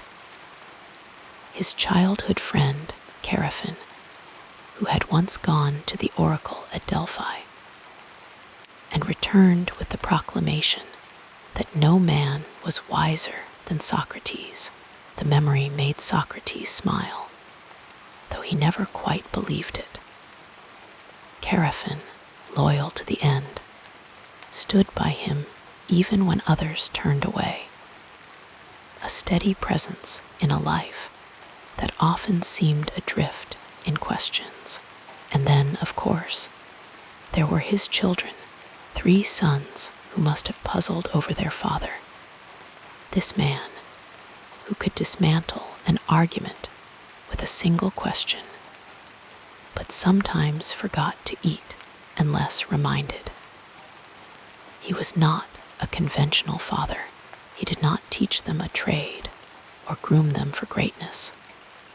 Instead, he showed them how to think, how to wonder. Once, his youngest asked why the sky was blue. The boy frowned, then grinned, and together they spent the afternoon spinning theories, none of them right, all of them alive with curiosity. In the end, it was these relationships, messy, tender, fraught with misunderstanding, and yet brimming with meaning, that shaped Socrates as much as his philosophy. He did not seek followers or disciples. He sought conversation, the kind that lingers in the mind long after the words have faded. Even his trial and death were not solitary acts. His friends begged him to flee, to save himself, but he refused, not out of pride, but because to run would have been to abandon the very thing he had spent his life teaching. That truth matters more than safety, that a life unexamined is not worth living. On his last day, as the hemlock took its slow effect, his students wept.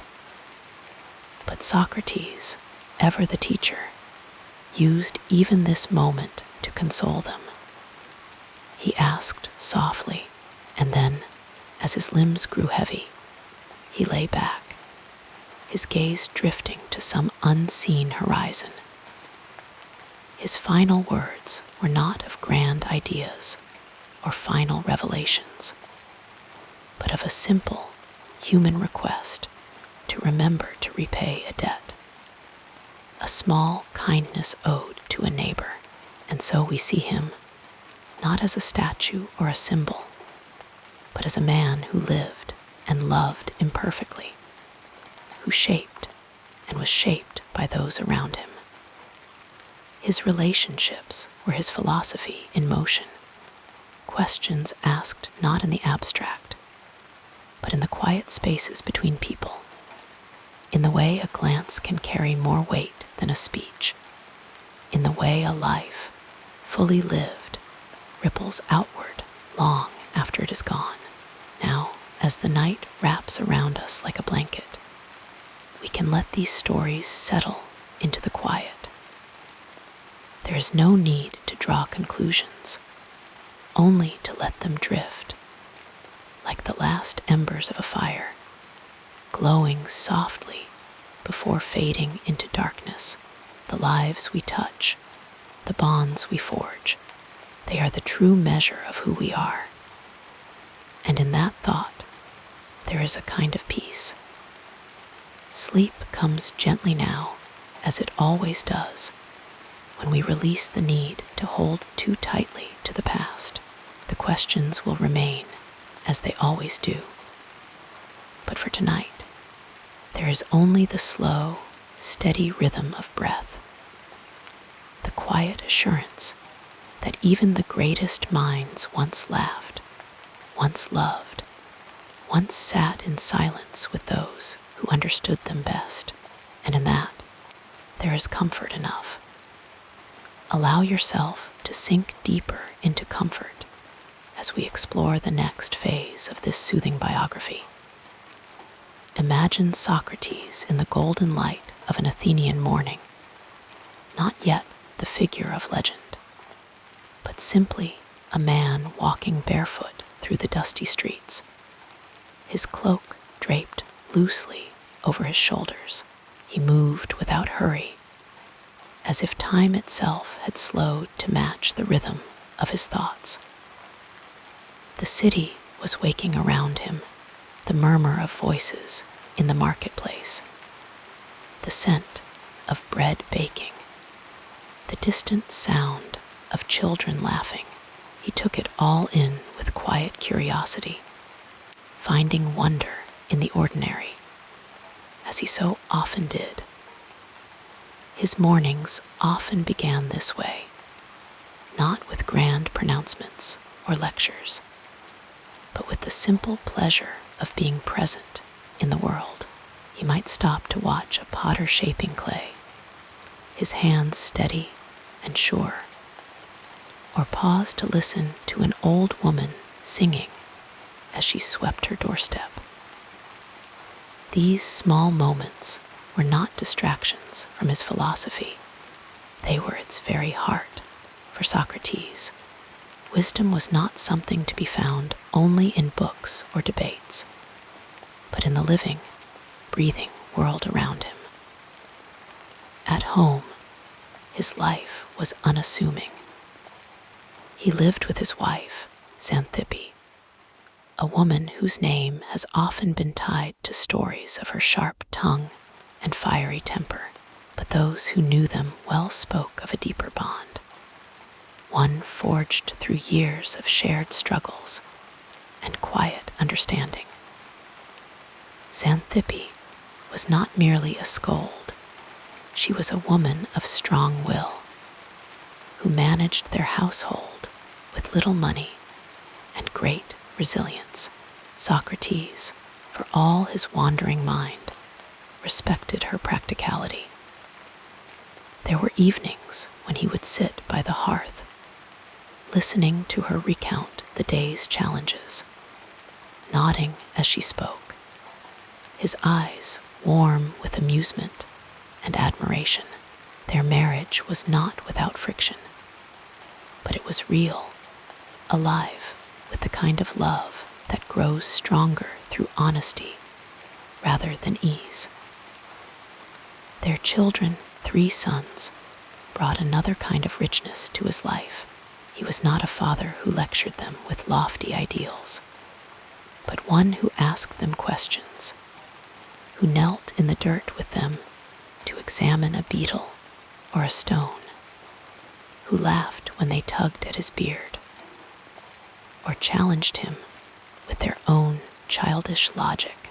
He saw in their curiosity the same spark that drove his own inquiries, and he nurtured it gently, never imposing answers, but always encouraging them to wonder, to question, to seek, when he wasn't in the agora engaging in his famous dialogues. Socrates could often be found in the gymnasium, not as a competitor, but as an observer and occasional participant in the physical exercises. He believed in the harmony of mind and body. Though he was famously unattractive by Athenian standards, stocky, with a broad nose and a tendency to go barefoot even in winter, yet there was a vitality to him, a presence that drew people in. Young men would gather around him, not because he sought followers, but because he listened, truly listened, to what they had to say. His conversations were meandering, unhurried, like a stream finding its way downhill. He asked questions not to trap or embarrass, but to open doors in the mind, to lead others to their own discoveries outside the city walls. he sometimes wandered into the countryside, where the air was sweet with the scent of thyme, and the cicadas sang in the olive groves. He enjoyed these solitary walks, not as an escape from people, but as a way to reconnect with the earth, to feel the sun on his face and the soil beneath his feet. He would pause to watch a shepherd tending his flock or a farmer pruning his vines, finding in their labor a kind of quiet wisdom. Nature, to him, was another teacher, one that spoke without words. In the evenings, he might join friends for a symposium, not to drink heavily. He was known for his moderation, but to share stories, to laugh, to tease and be teased. These gatherings were not solemn affairs, but lively and warm, filled with the easy camaraderie of those who enjoy each other's company. Socrates was often the center of these circles, not because he demanded attention, but because he had a way of drawing out the best in others, of making even the shyest among them feel heard. His humor was gentle, often self-deprecating, and his laughter, when it came, was rich and unguarded. His personal philosophy was not written down in treatises, but lived in these small, everyday moments. He believed that the unexamined life was not worth living, but examination, to him, was not a harsh scrutiny. It was a kind of attentiveness, a willingness to see the world and oneself clearly, without illusion, but also without judgment. He taught that virtue was not a matter of following rules, but of knowing oneself deeply enough to act with integrity.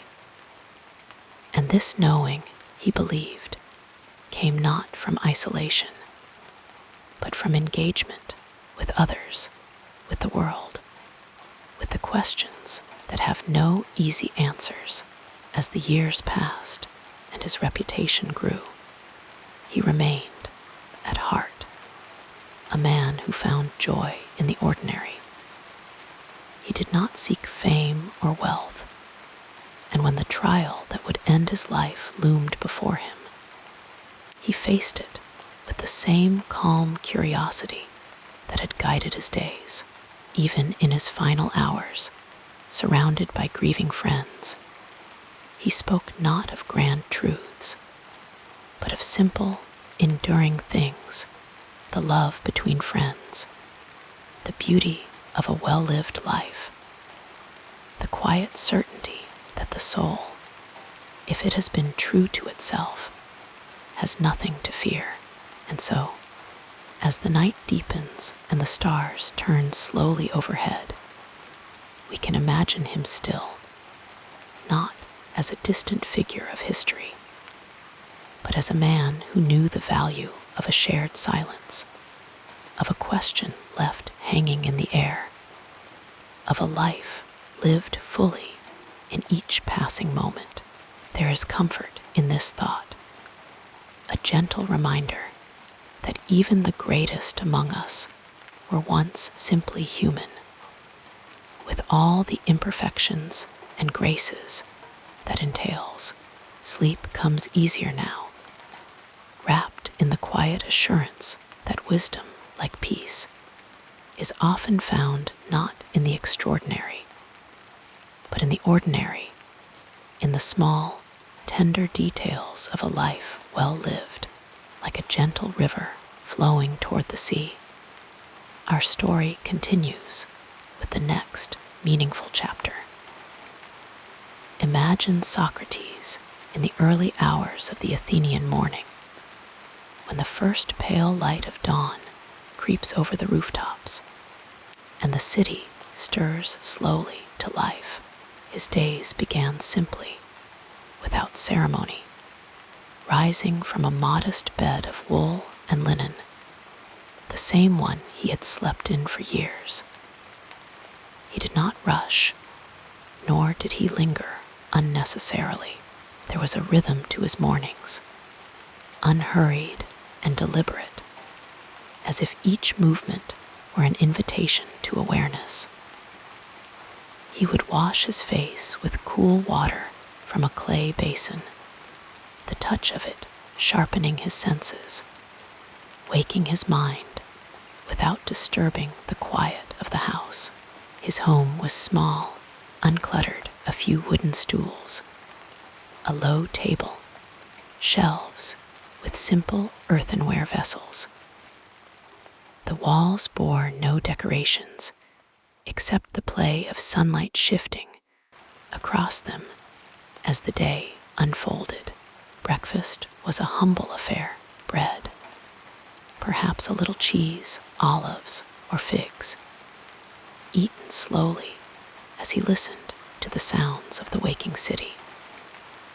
The air carried the scent of baking bread from nearby ovens, the murmur of neighbors greeting one another in the narrow streets. He did not eat for indulgence, only for nourishment, and even this daily act was done with attention, a silent acknowledgement of the earth's gifts. After eating, he would step outside, barefoot, or in simple leather sandals, feeling the rough stone of the streets beneath his feet as he walked toward the agora, the heart of Athenian life. The marketplace was already alive with movement, vendors arranging their wares, fishermen selling the morning's catch, the hum of bartering and conversation. But Socrates did not come to buy or sell. He came to converse, to wander among the stalls and colonnades, pausing wherever a discussion caught his ear. His approach was never abrupt. He would stand at the edges of a gathering first, listening, observing, as if the words themselves were threads he could gently unravel. Then, with a quiet question, never a demand, never a lecture, he would invite others to think more deeply. What is courage? What is justice? The questions were simple, but they carried weight, and soon those around him would find themselves caught in the slow, meandering current of thought. Like leaves drifting in a stream, these conversations could last hours, stretching through the morning and into the afternoon. He was never in a hurry, never impatient. Time, to him, was not something to be spent or wasted, but something to inhabit fully. When the sun climbed high and the heat grew heavy, he might retreat to the shade of a plane tree in the Academy's grove, where the air was cooler and the dappled light played on the ground. Here, too, students and thinkers gathered, and the discussions continued, though now with the languid ease of midday, when minds move more slowly, more reflectively. His meals were taken when hunger called, not by strict schedule, a simple lunch of bread dipped in olive oil, a handful of nuts, a cup of diluted wine eaten where he happened to be, often in the company of others. Food was shared as easily as ideas, and there was always room at the table for one more. He ate with his hands, savoring each bite, never distracted, never rushing. Even the act of chewing seemed to be a meditation, a reminder of the body's needs and the earth's abundance. In the afternoons, when the city drowsed under the weight of the sun, he might visit the workshops of artisans, potters, blacksmiths, cobblers, watching their skilled hands shape raw materials into useful things. He admired craftsmanship, not for its products alone, but for the wisdom embedded in the work.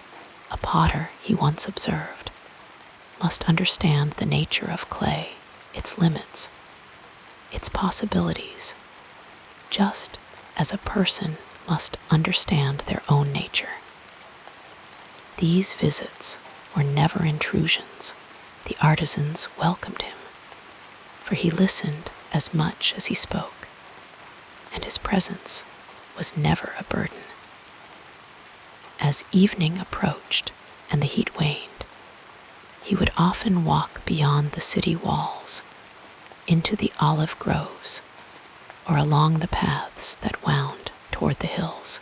Here, away from the noise, the world grew quiet except for the rustle of leaves and the occasional call of a bird.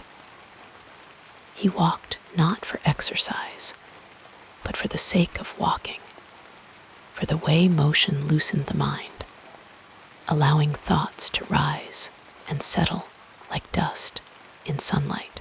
Sometimes he walked alone, sometimes with a companion, but even in company, there were long stretches of silence, comfortable and unhurried. Dinner was the day's most substantial meal, though still modest by Athenian standards: lentils, barley, perhaps a little fish, accompanied by wine mixed with water.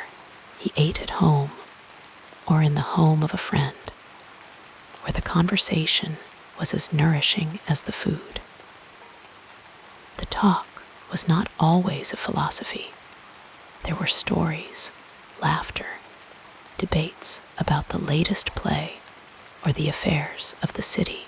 But even in light-hearted moments, there was an undercurrent of thoughtfulness, a sense that no word or gesture was truly trivial. When the lamps were lit and the night deepened, he would often sit quietly, reflecting on the day's conversations. He did not write. His thoughts were not meant to be fixed on parchment, but lived in the exchange of words, in the space between question and answer. Eventually, when the household grew still and the embers in the hearth burned low, he would retire to his bed, lying down with the same deliberate calm with which he had risen. Sleep came easily to him, for his days were spent fully, without regret or restless longing. And as he drifted into dreams, the last thoughts to cross his mind were not of grand achievements, but of small moments, the way sunlight had fallen across a friend's face, the sound of a potter's wheel turning, the quiet satisfaction of a question left unanswered. And so, in these simple rhythms, rising, walking, talking, resting, his life unfolded, day after day, year after year. There was no need for grandeur, no striving for immortality. Wisdom, he knew, was not found in monuments or treatises, but in the quiet attention paid to each passing moment.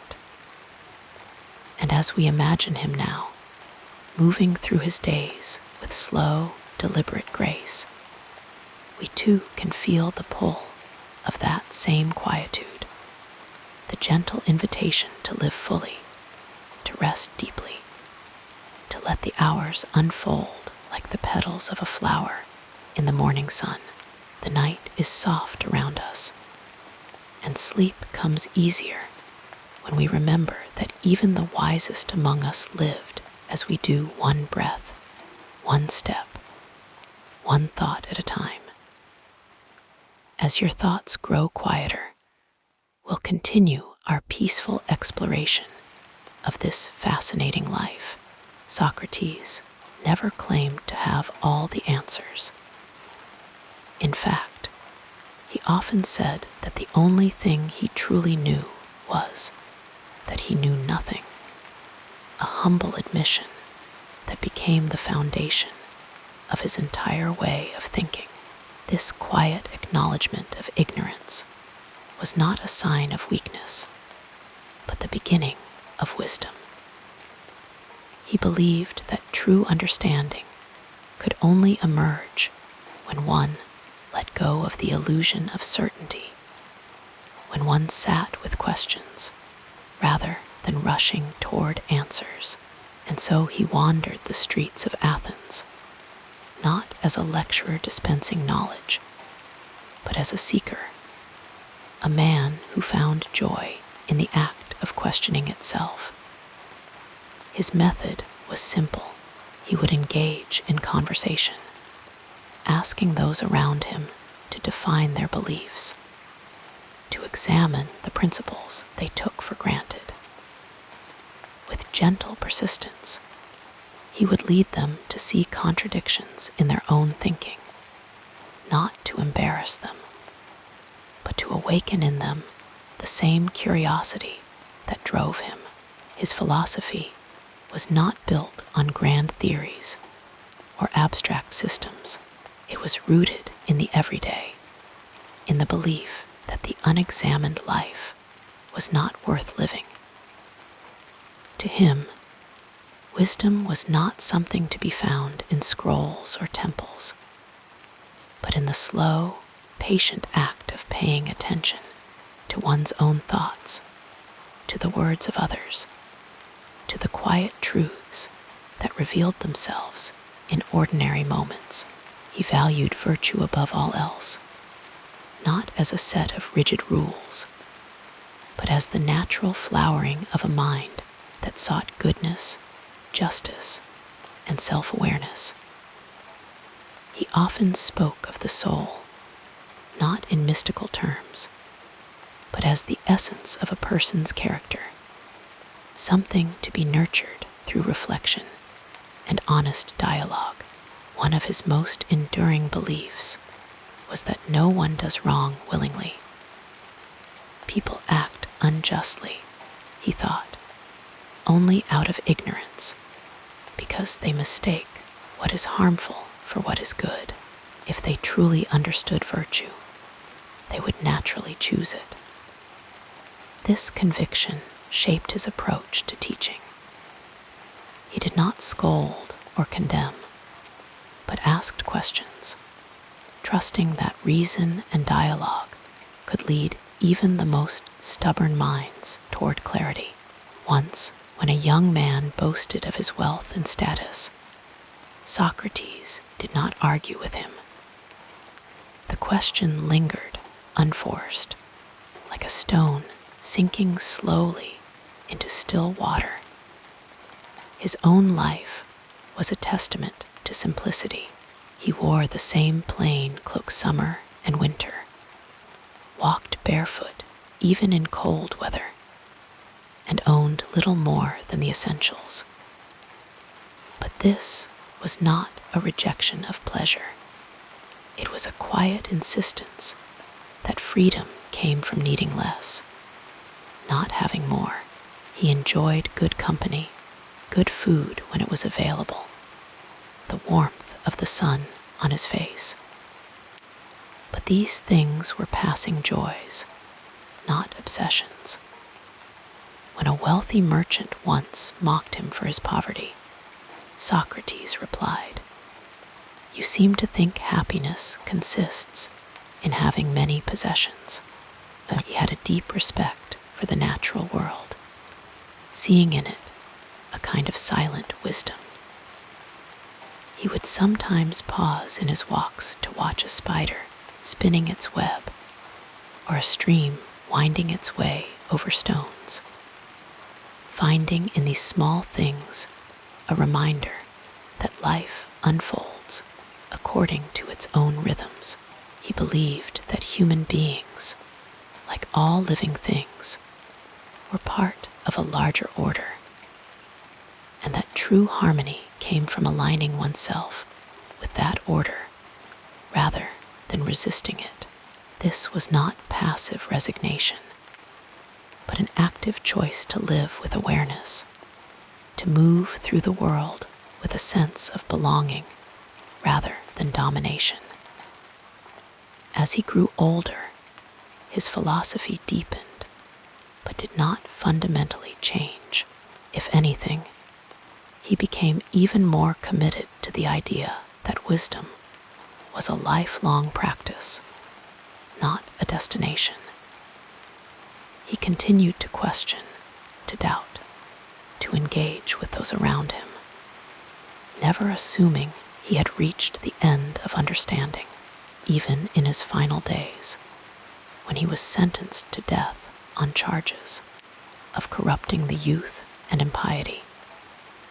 He faced his fate with the same calm curiosity that had guided his life. His friends urged him to flee, to escape the unjust verdict, but he refused. To do so, he said, would be to betray the very laws he had lived by, to place his own survival above principle, and so he drank the hemlock peacefully, surrounded by those who loved him.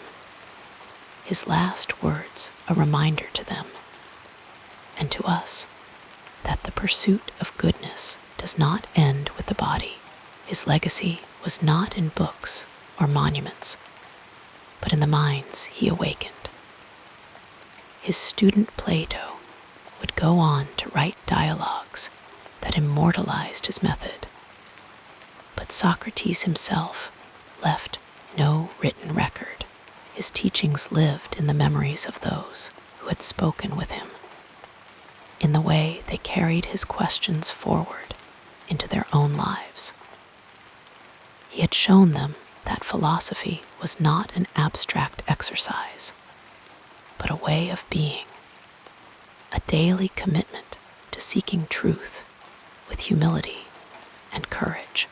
And so, as we think of him now, sitting in the fading light of an Athenian evening, his voice soft but persistent, we can almost hear the rustle of olive leaves in the breeze, the distant murmur of the city winding down. His questions linger in the air, gentle but insistent, inviting us to slow down, to wonder, to examine the assumptions we carry without thinking. There is no urgency in his words, only the quiet assurance that wisdom is not something to be grasped, but something to be lived, moment by moment, breath by breath. The night grows deeper, the stars bright above the rooftops, and in this stillness, his example feels closer, more accessible. We need not be scholars or sages to walk the path he walked. We need only the willingness to pause, to question, to listen to ourselves, to each other, to the world around us. And as sleep begins to soften the edges of our thoughts, we can rest in the knowledge that even the greatest minds found their way not through certainty, but through curiosity, not in shouting their truths, but in the quiet spaces between words, where understanding grows like a seed in good earth, unseen but inevitable. So let us take this peace with us into the night, carrying it like a small, steady flame. There will be time enough tomorrow for questions, for conversations, for the slow unfolding of insight. For now, the darkness is kind, and the wisdom of Socrates is not a demand, but an invitation to rest, to trust, to let go, knowing that the examined life is not a burden, but a gift, one that begins anew with each waking dawn, with each breath becoming slower and deeper. Let us turn to another aspect of this soothing story. Yet, even a life as patient and thoughtful as Socrates, was not without its hardships, its moments of uncertainty and struggle, like the olive trees that bent, but did not break beneath the weight of the wind. He too faced challenges that tested his resolve, his faith in questioning, his belief that wisdom was worth pursuing no matter the cost. In the early years, his relentless curiosity was often met with confusion, even mockery.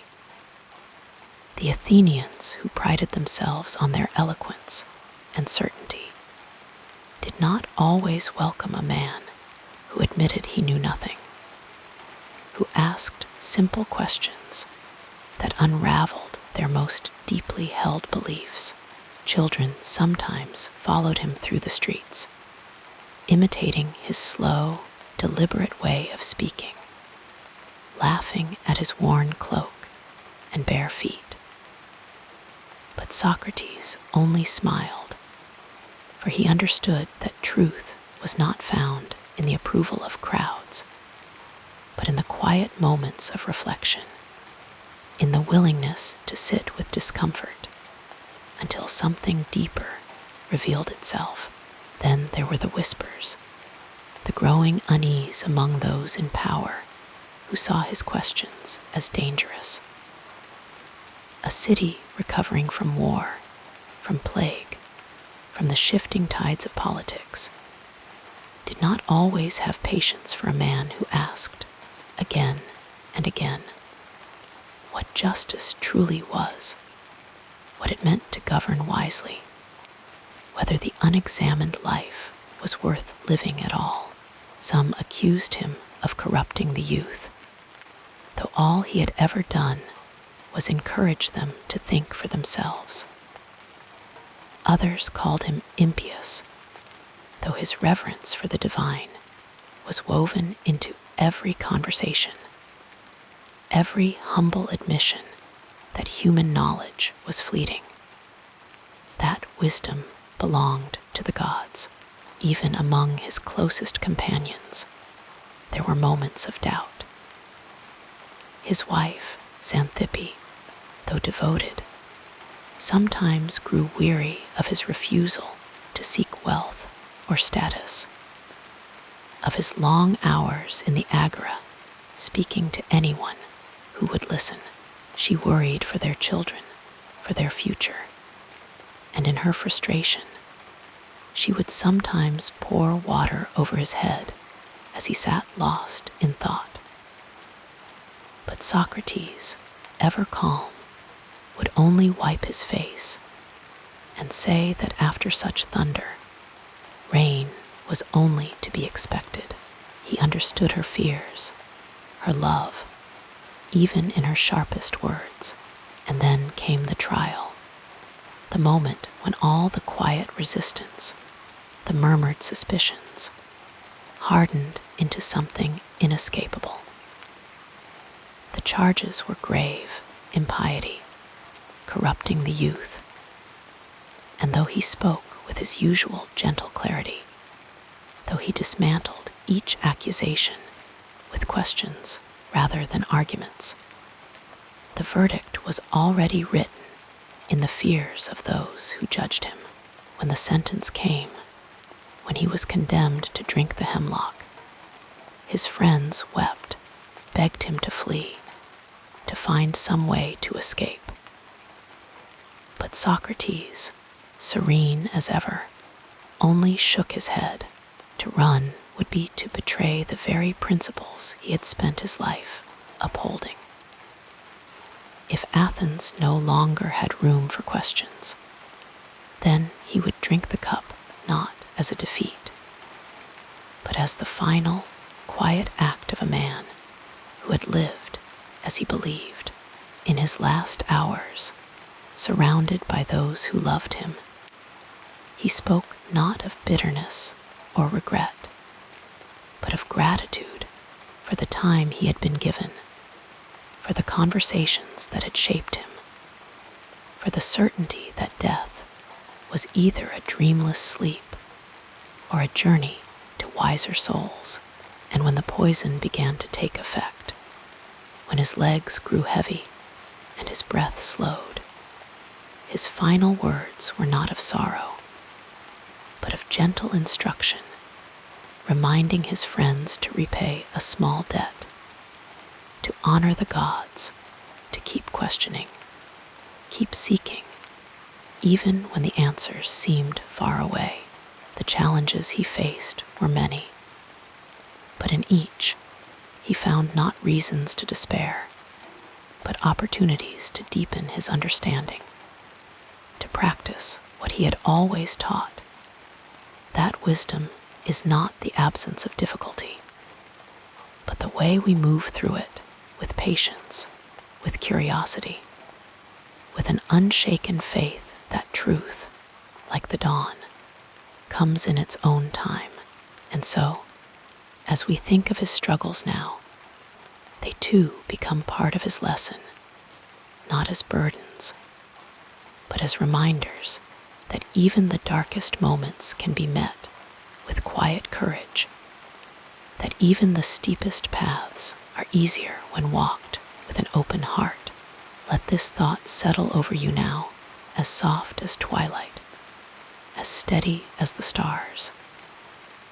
There is peace in knowing that hardship, too, can be a teacher, that every obstacle, like every question, carries within it the seeds of something deeper. And as sleep draws nearer, let the example of Socrates be not a weight, but a comfort, a reminder that even in the face of life's greatest trials, there is always room for gentleness, for wonder, for the slow, sure certainty that to seek truth is itself a kind of wisdom, one that endures long after the struggles have faded into stillness. The tapestry of this remarkable life unfolds further as we gently explore the next meaningful period. Beneath the familiar image of Socrates, the philosopher in the marketplace, the relentless questioner, the man who drank hemlock with calm resolve, there were softer, quieter layers to his life, hidden like the delicate patterns on the inside of a seashell. Few remember, for instance, that he had a deep and abiding love for simple, everyday things, the kind of small pleasures that make life feel warm and real. He was known to pause in the middle of a heated debate, just to watch the way sunlight filtered through the leaves of an olive tree, or to listen to the distant laughter of children playing in the streets. There was a tenderness in him, a quiet appreciation for beauty that went beyond the intellectual, beyond the grand questions of virtue and truth. One of the most surprising things about Socrates was his skill with his hands. Though he is often pictured as a man of words alone, he was, in fact, a stonemason by trade, trained by his father in the careful craft of shaping rock into something useful, something lasting. There are stories, whispered by those who knew him best, that he would sometimes slip away from the agora, away from the crowds and the debates, to work quietly in his workshop, running his fingers over the rough grain of marble, feeling for the shape hidden within. He never spoke much about it, but those who saw him at work said there was something almost meditative in the way he moved, as if the act of carving was another kind of dialogue, another way of seeking truth. And then there was his voice. Most imagine him speaking in the sharp, commanding tones of a teacher, but those who heard him in private said his voice was surprisingly gentle, almost musical. He had a habit of humming under his breath when lost in thought, little melodies without words, as if his mind were wandering through some unseen garden of sound. Sometimes, on warm Athenian evenings, he would sit with his friends and let his voice drift into song old hymns, folk tunes, the kind of music that carries memories in its notes. No one ever called him a great singer, but there was something comforting in it, something that made even the most restless souls feel at ease. He had a fondness, too, for animals, not in the way of scholars who study them, but in the way of a man who finds quiet companionship in their presence. It was said that a stray dog once followed him home from the marketplace, a scruffy, thin-legged creature with watchful eyes. Instead of shooing it away, Socrates welcomed it, letting it curl up at his feet during discussions, occasionally slipping it bits of bread when he thought no one was looking. The dog became something of a fixture in his life, a silent witness to countless conversations. And when it eventually grew old and passed, Socrates buried it himself beneath a fig tree near his home, marking the spot with nothing more than a smooth stone. There were contradictions in him, two little human flaws that made him all the more real. For all his wisdom, he could be absent-minded, wandering the streets so lost in thought that he would forget to eat, only to be gently reminded by Xanthippe, his wife, who would scold him with a mix of exasperation and affection. He was known to misplace his sandals, to start a sentence, and then trail off mid-thought, his eyes drifting to some distant point only he could see. And though he spoke often of self-control, he had a weakness for honey cakes, the kind sold by a baker near the Agora, and would sometimes indulge in one with the guilty delight of a child sneaking a treat. Even his famous humility had its quirks. Though he claimed to know nothing, there were moments, rare, fleeting, when a spark of quiet pride would surface. After a particularly brilliant exchange, he might smile to himself, just slightly, as if pleased by the dance of ideas.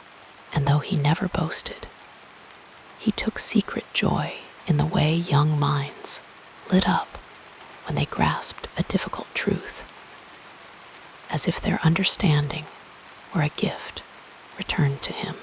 Perhaps the most tender side of him was the way he cared for his friends. He was not a man of grand gestures, but of small, steady kindnesses. When one of his companions fell ill, Socrates would visit daily, not to lecture, but to sit quietly by their bedside, sometimes reading to them, sometimes just keeping watch in silence when another lost a loved one. It was Socrates who would walk with them through the olive groves outside the city, listening more than speaking, letting the stillness speak for him. He had a way of making people feel seen, not just for their ideas, but for their quietest, most fragile selves. And then there were the nights when philosophy gave way to something softer. On rare occasions, after a long day of debate, he would gather his closest friends not for discussion, but for simple companionship. They would share figs and cheese, sip watered wine, and talk of nothing in particular, childhood memories, the changing seasons, the way the sea smelled at dawn. In those moments, Socrates was not the great philosopher, but just a man among friends, his laughter warm and unguarded, his face relaxed in the flickering light of the oil lamps. These were the hidden colors of his life, the quiet notes beneath the grand symphony of his legacy. They remind us that wisdom does not always wear the robes of solemnity, that it can be found in the way a man hums to himself, in the patience of his hands shaping stone, in the kindness he shows to a stray dog. And as sleep draws near, let these small truths settle over you like a soft blanket, a reminder that even the greatest minds are made of ordinary, beautiful moments that linger, gentle as a whisper, long after the stories have been told. As you settle more comfortably, our narrative flows onward like soft moonlight across still waters. To understand the world that shaped Socrates, we must first drift back to the golden light of Athens in the 5th century BCE, a time when the city hummed with the energy of a civilization in full bloom. The air was thick with the scent of olive trees and the salt of the nearby Aegean, a constant reminder of the sea that connected Athens to the wider world. The streets echoed with the voices of merchants, the clatter of sandals on stone, and the occasional laughter of children chasing one another past the grand temples and bustling agora. This was a city alive with ideas, where democracy was still young, still finding its footing, and where the minds of poets, playwrights, and philosophers wove new ways of thinking into the fabric of daily life. Socrates was born around 470 BCE, in the shadow of the Persian Wars, a conflict that had left its mark on the Greek world.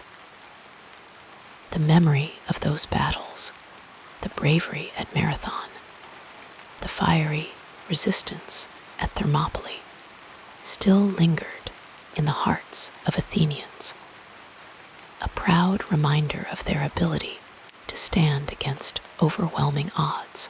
The city had rebuilt itself, stronger and more confident, under the leadership of statesmen like Pericles, whose vision transformed Athens into a beacon of culture and power. The Parthenon rose on the Acropolis, its marble gleaming in the sunlight, a testament to human achievement and the favor of the gods. Yet beneath this splendor, tensions simmered between rich and poor, between the proud city-states of Greece, and between tradition and the new ideas that were beginning to take root. It was in this atmosphere of change that Socrates walked, his bare feet treading the same paths where sophists taught rhetoric for a fee, where playwrights like Sophocles and Euripides stirred audiences with tales of gods and mortals, and where the first seeds of Western philosophy were being sown. The world was opening up, not just geographically, as ships ventured farther across the Mediterranean, but intellectually, as people began to question old beliefs and seek new ways of understanding their place in the universe. The old myths still held sway, of course. The gods of Olympus were ever present in festivals and prayers. But alongside them, a quieter, more personal kind of wisdom was emerging, one that asked not just about the will of the gods, but about the nature of justice, virtue, and the good life. Socrates did not write his thoughts down. He preferred the living, breathing exchange of conversation. But through the writings of his students, particularly Plato, we catch glimpses of his world. The Athens he knew was a city of contradictions, a place of great wealth and crushing poverty, of dazzling art and brutal warfare, of democratic ideals and the quiet struggles of those left outside its promises.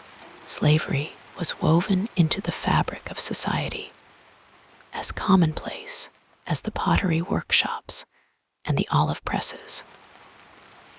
Women, though honored in myth, lived largely out of public view, their voices unheard in the assembly.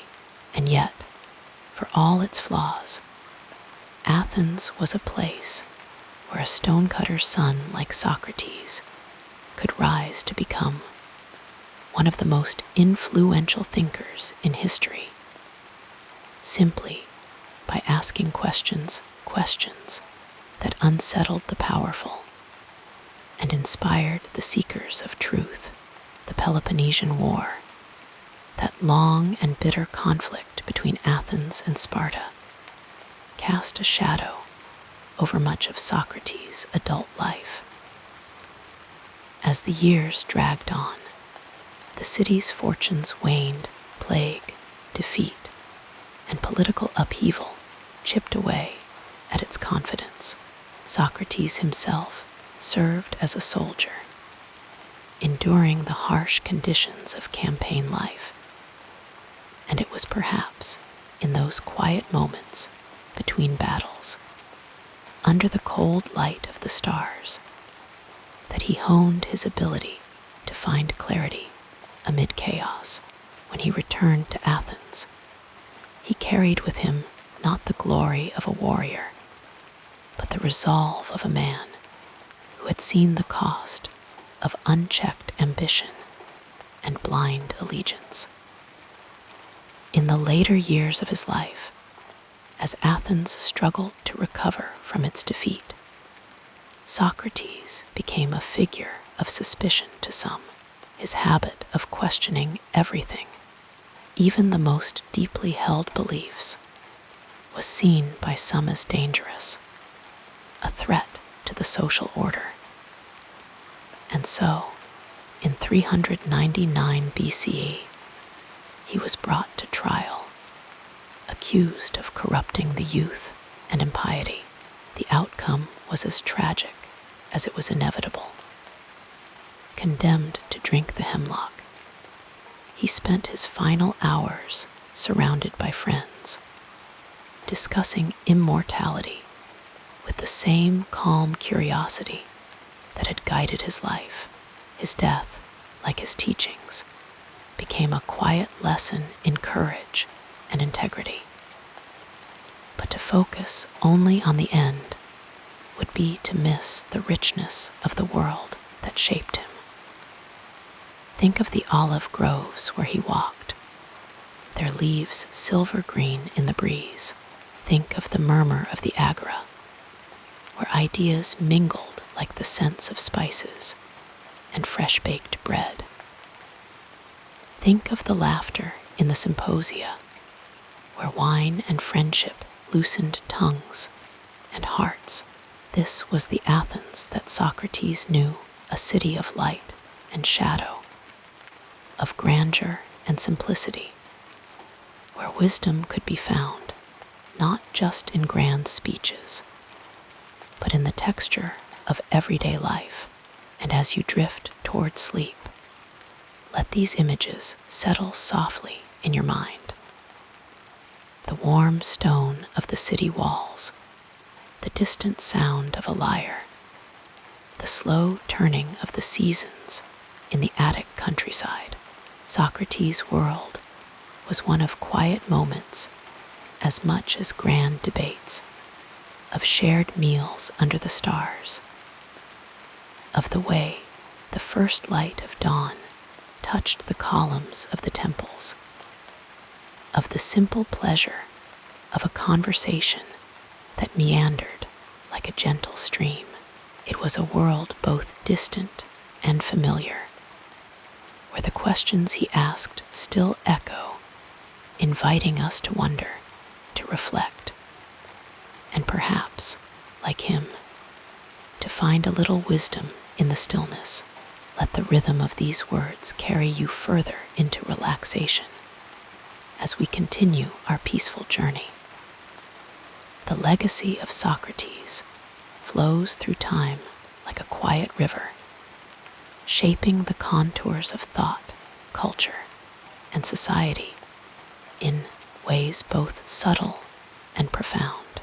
To trace his influence is to wander through the centuries, watching as his questions take root in the minds of philosophers, leaders, artists, and ordinary people, each generation finding new meaning in his relentless pursuit of truth.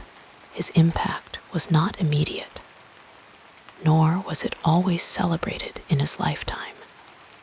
Yet, like the slow growth of an olive tree, his ideas deepened and spread, offering shade and nourishment to those who came after. In the years following his death, his students carried forward his teachings, each interpreting his method in their own way. Plato, his most famous disciple, immortalized him in dialogues that captured the essence of his questioning spirit. These writings became the foundation of Western philosophy, preserving Socrates not as a man who claimed to know, but as one who asked, gently, persistently, what it truly means to live a good life. Through Plato, Socrates' voice became a whisper in the ears of thinkers for millennia, urging them to examine their assumptions, to seek clarity amidst confusion, to value wisdom over mere knowledge.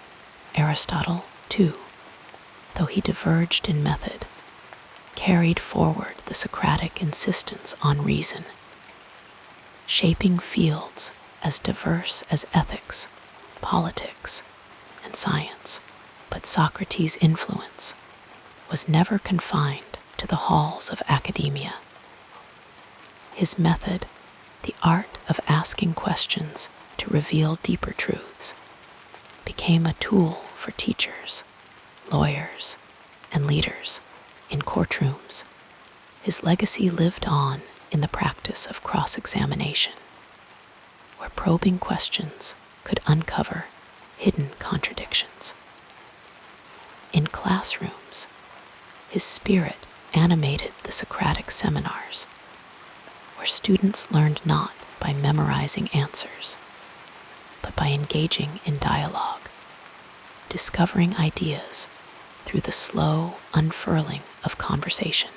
Even today, when someone pauses to question the status quo, to challenge an unexamined belief, they walk, however unknowingly, in the footsteps of Socrates. Public perception of him has shifted like the tides over the centuries.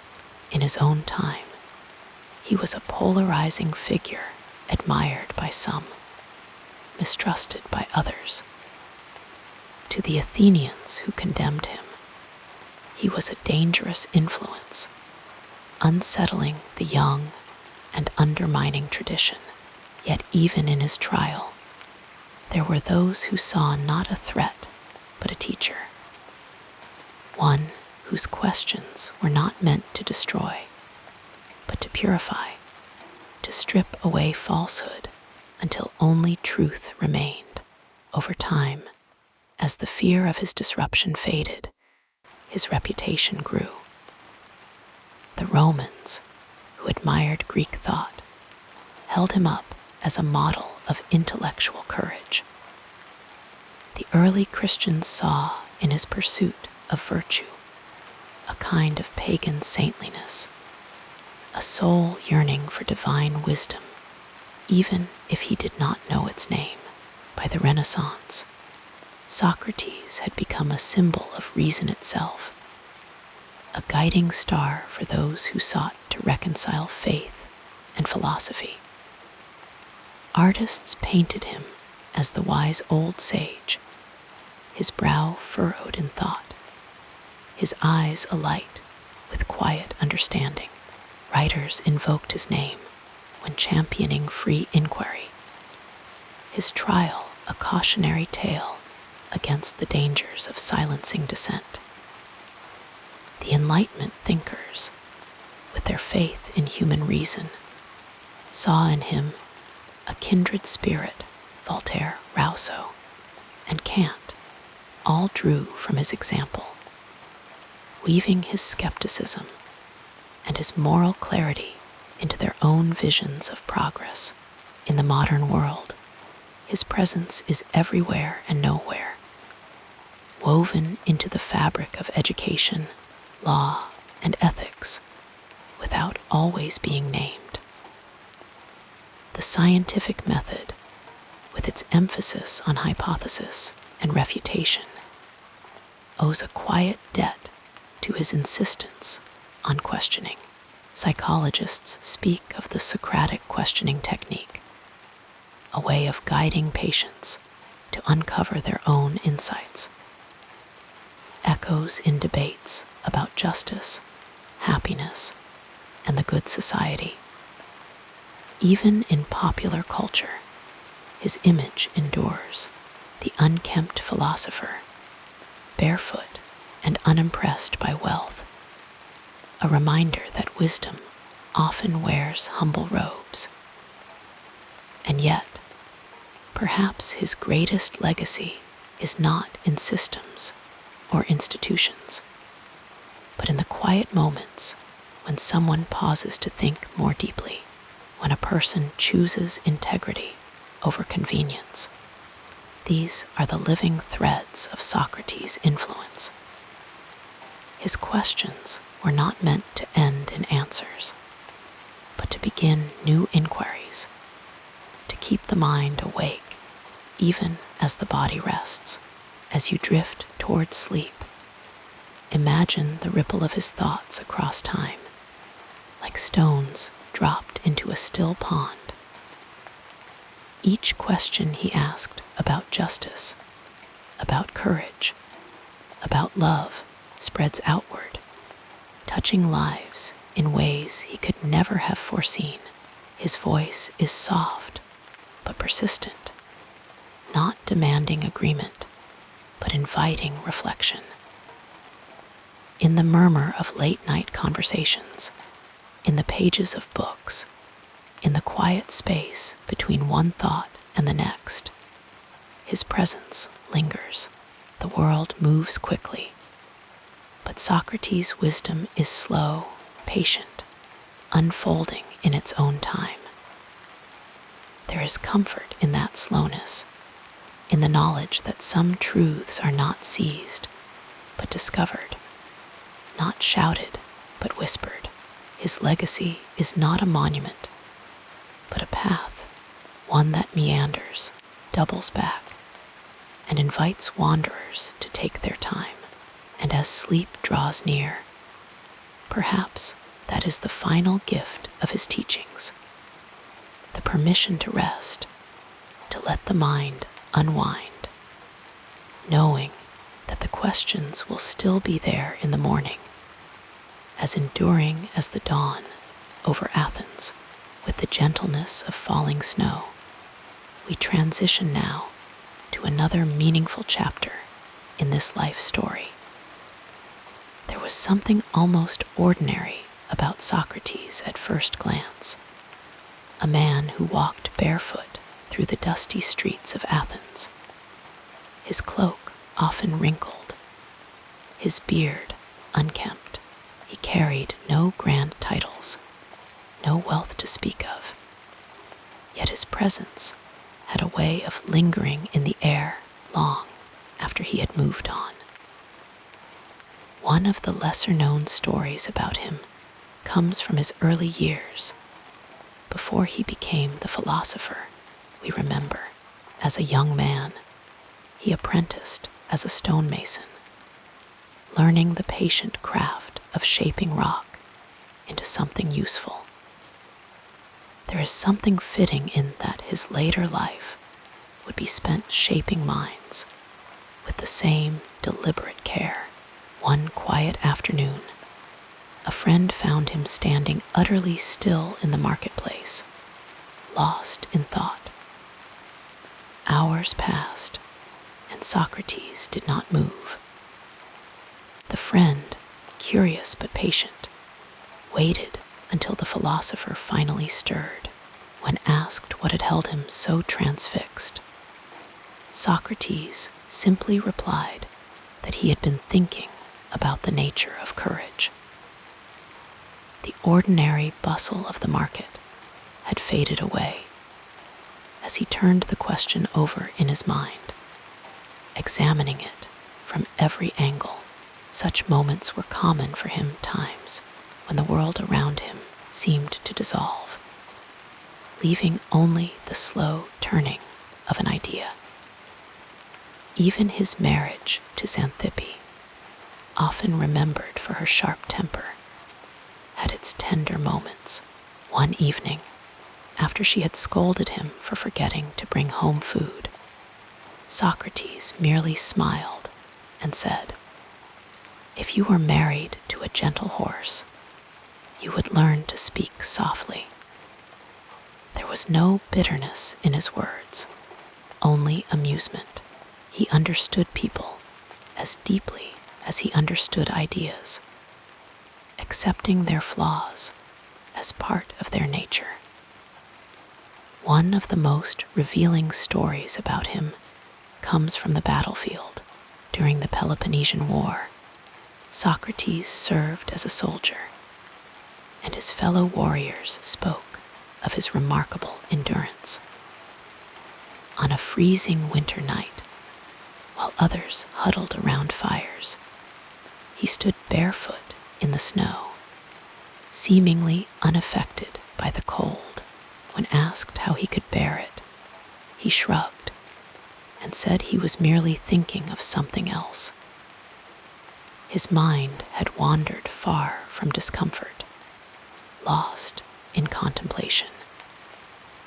It was as if his thoughts could carry him beyond the limits of his body. Then there was the time he saved the life of Alcibiades, the brilliant but reckless young statesman. After a fierce battle, Alcibiades lay wounded, and Socrates, though not a large man, lifted him onto his shoulders and carried him to safety. Years later, Alcibiades would recall how strange it was that this man who questioned everything, who seemed to live entirely in his mind, could act with such decisive courage when it mattered most. Socrates had a peculiar way of teaching, never claiming to have answers, only questions. He would approach young men in the Agora, the bustling heart of Athens, and ask them simple things. What is justice? What is beauty? At first, they would answer confidently, but under his gentle probing, their certainty would unravel. To which Socrates replied, "Good." He was not always serious, though. He had a playful side, a dry humor that would catch people off guard. Once, a wealthy man boasted about the vast sums he had spent on his education, implying that Socrates, who taught for free, must be worth very little. Socrates merely nodded and said, "You are right. His trial and death are well known, but some details are often overlooked." On the day He was sentenced to drink hemlock. His friends wept, but he remained calm as the poison took effect. He lay down and pulled his cloak over his face just before his breathing slowed. He uncovered himself one last time to say, "Credo, we owe a rooster to Asclepius." These were his final words, an ordinary request, as if death were merely another moment to be met with clarity and quiet acceptance. Long after he was gone, his students carried his questions with them, like small embers that refused to go out. Plato, who would become one of the greatest philosophers in history, wrote his works as dialogues, preserving Socrates' voice, his way of thinking.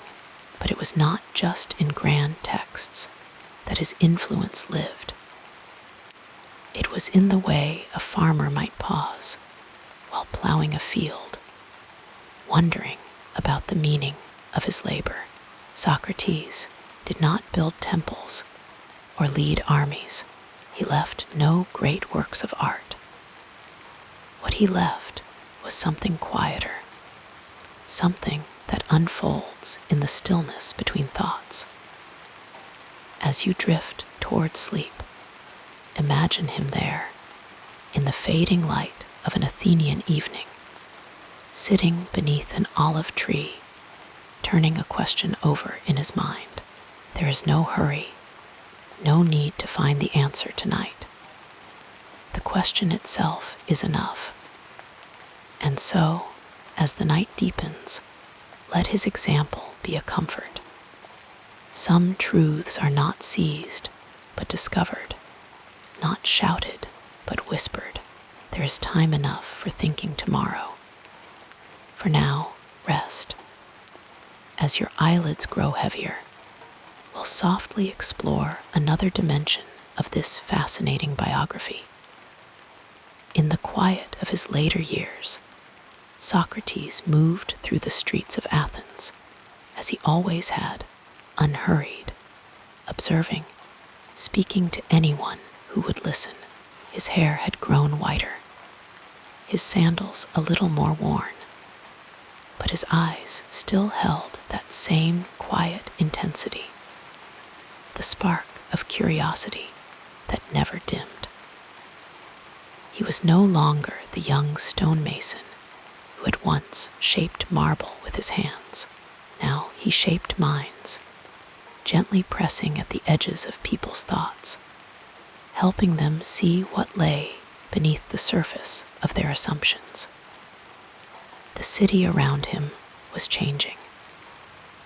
Athens, once proud and powerful, had been humbled by war. The golden age of Pericles had faded, and with it, the certainty that had once defined Athenian life.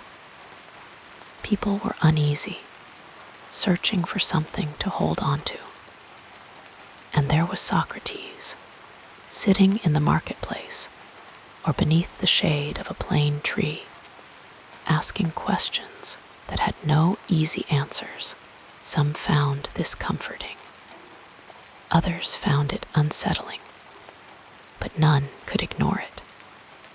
He had no school, no formal students, only those who chose to follow him, young men like Plato, who drank in his words like water in a desert, and older citizens who came to argue with him, only to leave with their certainties gently unraveled. He never wrote anything down. The act of writing, he thought, would make ideas rigid, like statues frozen in time. Instead, he preferred the living exchange of conversation, the way thoughts could breathe and shift between two people. But the world was not always kind to those who asked too many questions. As Athens grew more uncertain, so too did its tolerance for those who challenged its traditions. Rumors began to spread. that Socrates corrupted the youth, that he did not honor the gods of the city. It was easier to blame a single man for the unease in people's hearts than to face the deeper questions he raised. And so, in his 70th year, he was brought to trial, accused of impiety and misleading the young. The trial was not the end he might have hoped for. The jurors, 500 men of Athens, listened as he spoke in his usual way, calmly, without fear, turning the accusations back upon themselves. He did not beg for mercy. He did not flee when given the chance. Instead, he drank the cup of poison hemlock as the law required, surrounded by his closest friends, still talking, still questioning, until the very last moment. And yet, his death was not the silencing his accusers might have wished. His voice, preserved in the memories of those who loved him, only grew stronger.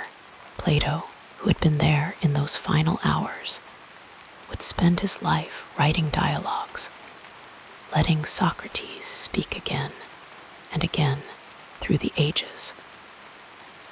Other students carried his methods into new lands, new schools of thought. The questions he had asked did not fade. They lingered, like the scent of olive leaves after rain. In time, even those who had condemned him came to see what they had lost. The Athenians erected a statue in his honor, a quiet apology carved in stone. But Socrates would have laughed at that. He had never sought monuments. What mattered to him were the thoughts that passed between people, the slow awakening of a mind to its own ignorance, and then, perhaps, to wisdom. These were the echoes of Socrates, the ripples of his presence, still moving across the water long after he was gone. And so, as you drift toward sleep, think of him not as a figure carved in marble, but as a man sitting in the twilight, turning a thought over in his hands like a smooth stone from the river. There is no need to grasp at answers tonight. The questions are enough. The act of wondering is itself a kind of wisdom. Let your breath slow, your thoughts settle like dust in still air. The world will wait for you, and when you wake, perhaps you too will carry a little of Socrates with you, not as a burden, but as a quiet companion, a voice that reminds you to pause, to question, to wonder. For now, rest. The night is gentle, and the questions will still be there in the morning. The gentle cadence of our story continues, flowing like a peaceful stream through the next chapter. Imagine, as you lie here in the quiet, how the ripples of a single life can travel so far across time, touching minds and hearts centuries later. Socrates, that quiet figure who wandered the streets of Athens asking simple, unsettling questions, left no writings of his own, yet his presence lingers in the air like the fragrance of olive trees after rain, subtle but impossible to ignore. His legacy is not in books or monuments, but in the way he taught us to think, to question, to live with uncertainty as a companion rather than a foe. Long after his death, his students carried his spirit forward. Plato, his most famous disciple, wove Socrates' voice into his dialogues, preserving his teacher's method of inquiry like a flame passed carefully from one hand to the next, Aristotle in turn took that flame and let it illuminate new paths: logic, ethics, politics, each idea branching like the veins of a leaf, delicate and intricate. The schools they founded became the roots of Western philosophy, growing slowly through the centuries, their shadows stretching long over the minds that followed. In the stillness of medieval monasteries, monks bent over manuscripts, copying Plato's words by candlelight. Though the world outside was tumultuous, the questions Socrates had asked centuries before still whispered in the margins of their thoughts. What is justice? What is virtue? Can wisdom be taught? These were not puzzles to be solved once and forgotten, but companions for the journey, questions that unfolded like petals over time. Then came the Renaissance, when the works of the ancients were rediscovered. As if emerging from a long sleep, thinkers like Erasmus and Montaigne found in Socrates not just a philosopher, but a friend, a guide for how to live with humility and curiosity. Montaigne, in his quiet tower, filled his essays with Socratic doubt, turning the gaze inward, asking not for grand answers, but for honest reflection. He would write, echoing the Athenians' humility, embracing uncertainty as a kind of wisdom. The Enlightenment, too, carried Socrates' torch. Voltaire, with his sharp wit and sharper questions, stood in that same tradition, challenging dogma with a smile. Kant, in his orderly German study, built upon Socrates' belief in reason, arguing that enlightenment was not the possession of knowledge, but the courage to think for oneself. And so the old questions found new life, dressed in different words, but carrying the same quiet insistence. Think, question, wonder. In more recent times, the Socratic method has slipped into classrooms and courtrooms, into therapy sessions and scientific debates. Law students learn to dissect arguments by stepping into Socrates' shoes, asking not for conclusions, but for clarity. Psychologists borrow his techniques to help people untangle their own thoughts, guiding without dictating, listening more than speaking, even in the hum of modern technology, where answers are a click away.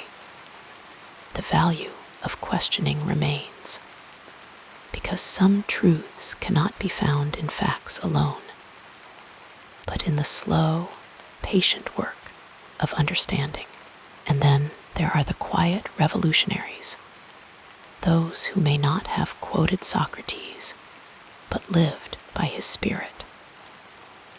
Gandhi, with his relentless questioning of violence, his insistence on truth as a living practice, who wove philosophy into action, asking not just what justice was, but how it could be breathed into the world. Socrates' legacy is not a statue, but a habit of mind, a way of moving through the world with curiosity rather than certainty.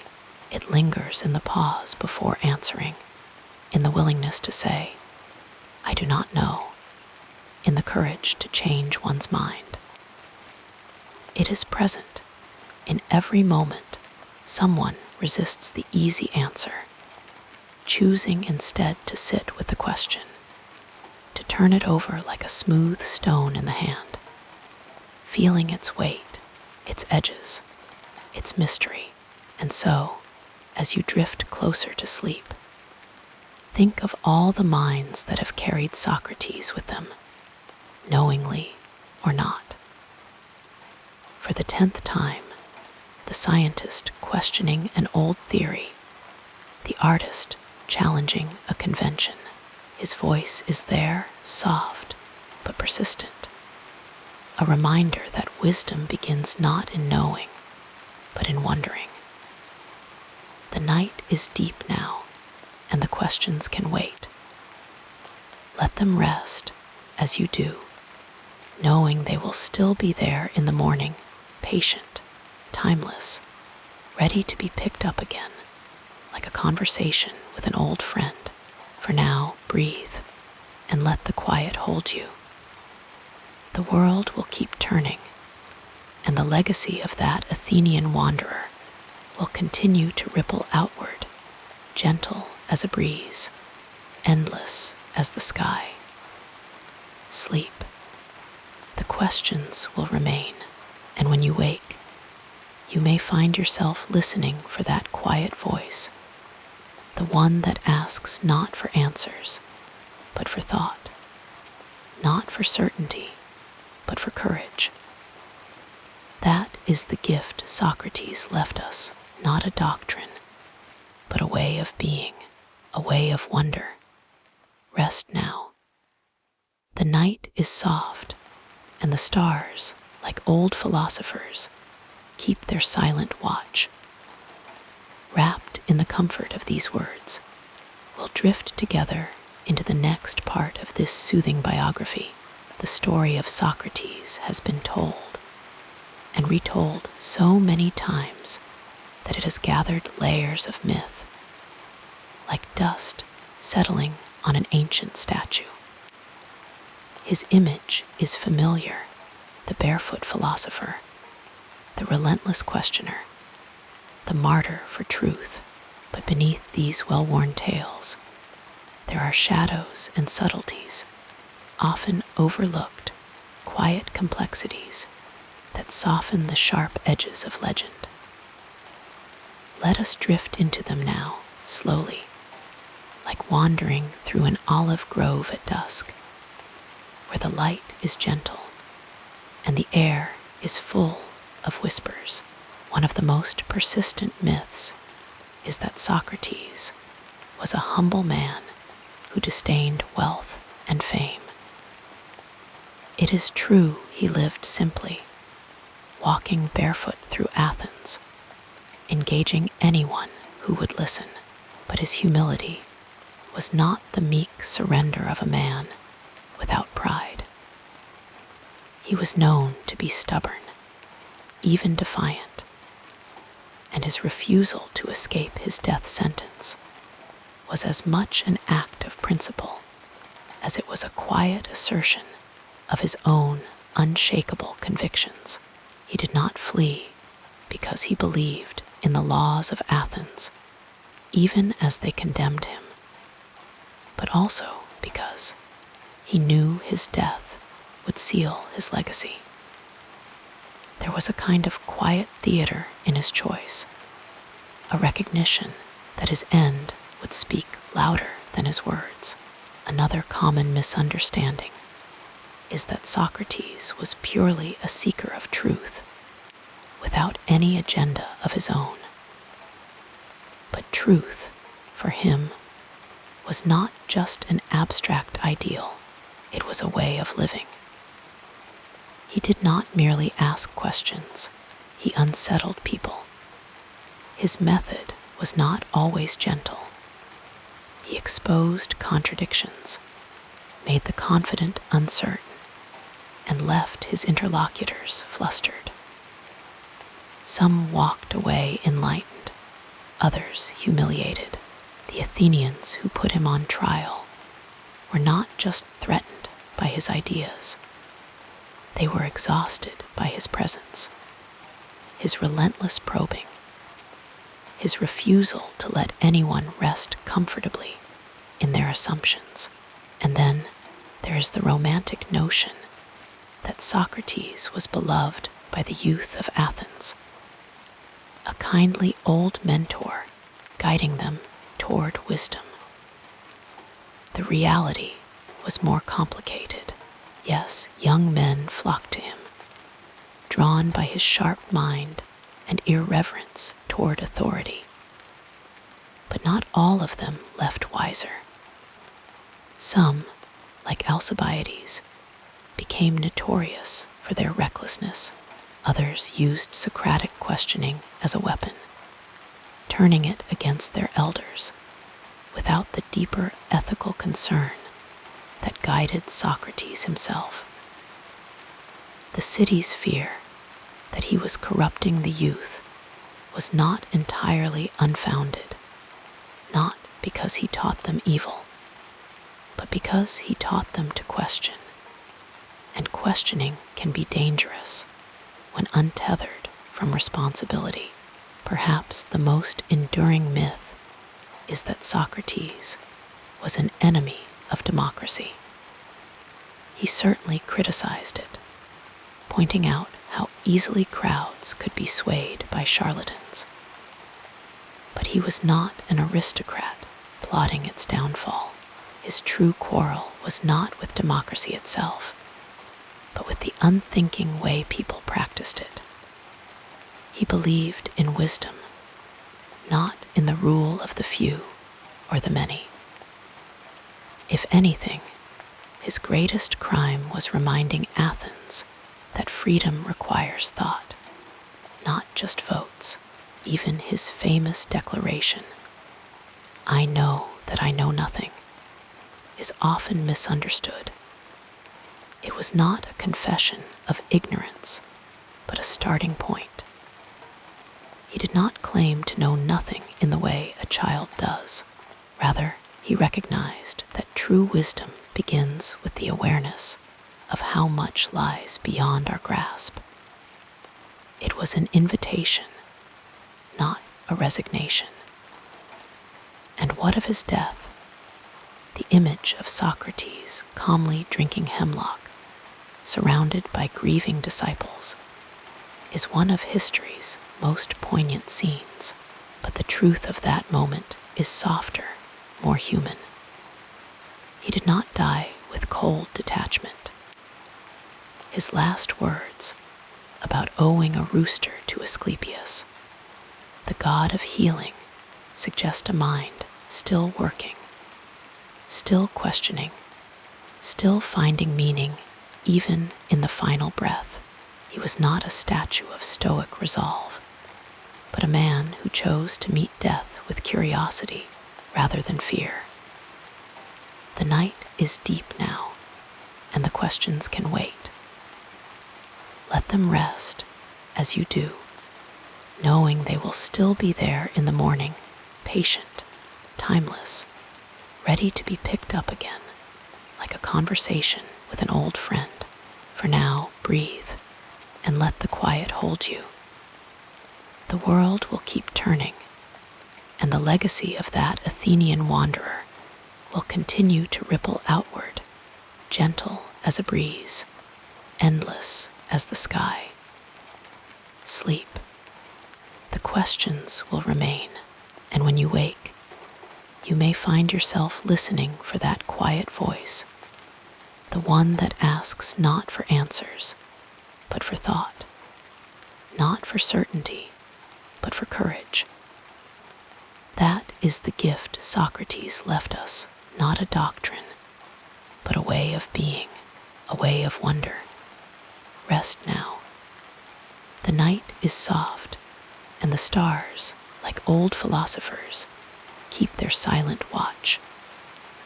Now, as we continue our gentle journey through this remarkable life, let us explore the next chapter as the quiet of the night settles around you. Let us gently reflect on the life and legacy of Socrates, that wandering philosopher whose footsteps still echo through the corridors of time.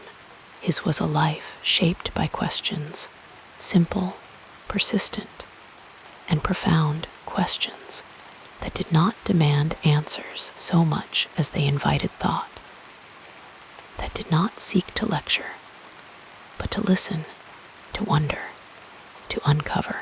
He walked the sunlit streets of Athens, sandals dusty from the road, his mind alive with the kind of curiosity that refuses to be tamed. And though he left no written words of his own, his voice has never truly faded. Socrates did not seek fame or riches. He did not build grand monuments or leave behind vast libraries of his teachings. Instead, he built something far more enduring, a way of thinking, a way of engaging with the world that has outlasted empires. His method was deceptively simple: ask, question, probe. He believed that wisdom began with the humble admission of ignorance, that the unexamined life was not worth living. And so, he examined everything: the nature of justice, the meaning of courage, the essence of love.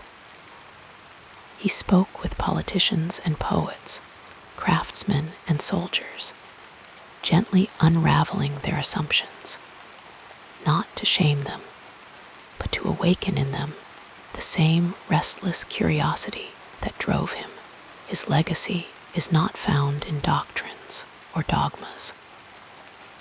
It is found in the courage to doubt, in the willingness to sit with uncertainty, in the quiet insistence that truth is not something to be possessed, but something to be sought again and again. Even his death, sipping hemlock in a prison cell, condemned by a city that feared his questions, became a testament to his unwavering commitment to principle. He did not flee. He did not beg for mercy. He accepted his fate with a calm dignity, teaching his students one final lesson: that integrity matters more than life itself. Today, his influence stretches far beyond the agora of ancient Athens, in classrooms and courtrooms, in laboratories and living rooms. The Socratic method lives on. Lawyers use it to uncover truth. Teachers use it to spark curiosity. Scientists use it to challenge assumptions.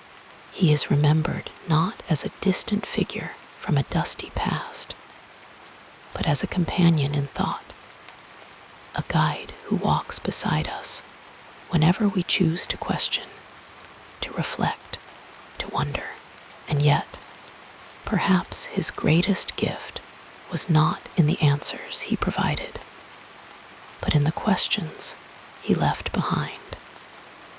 He did not seek to give us a map, but to teach us how to navigate the unknown. He did not want followers. He wanted fellow seekers. His legacy is not a closed book, but an open invitation to think, to explore, to live with intellectual humility and moral courage. As the night deepens and the world grows still, let his story settle softly around you like a well-worn cloak, warm and familiar. The stars above, those ancient watchers, have seen countless lives come and go, but few have cast such a long shadow as that humble Athenian who asked and asked and asked again. His voice is still there, whispering in the rustle of pages turning, in the quiet moments before sleep, in the space between one thought and the next. So rest now, dear listener. Let the weight of the day dissolve into the hush of the night. The questions will wait. The wonder will remain. And as you drift into dreams, may you carry with you the gentle reminder that wisdom is not a destination, but a journey, not a possession, but a practice. The world will keep spinning, the stars will keep shining, and the legacy of Socrates will continue to unfold, one thoughtful question at a time. Sleep well. The night is soft, and the questions, like old friends, will be here when you wake.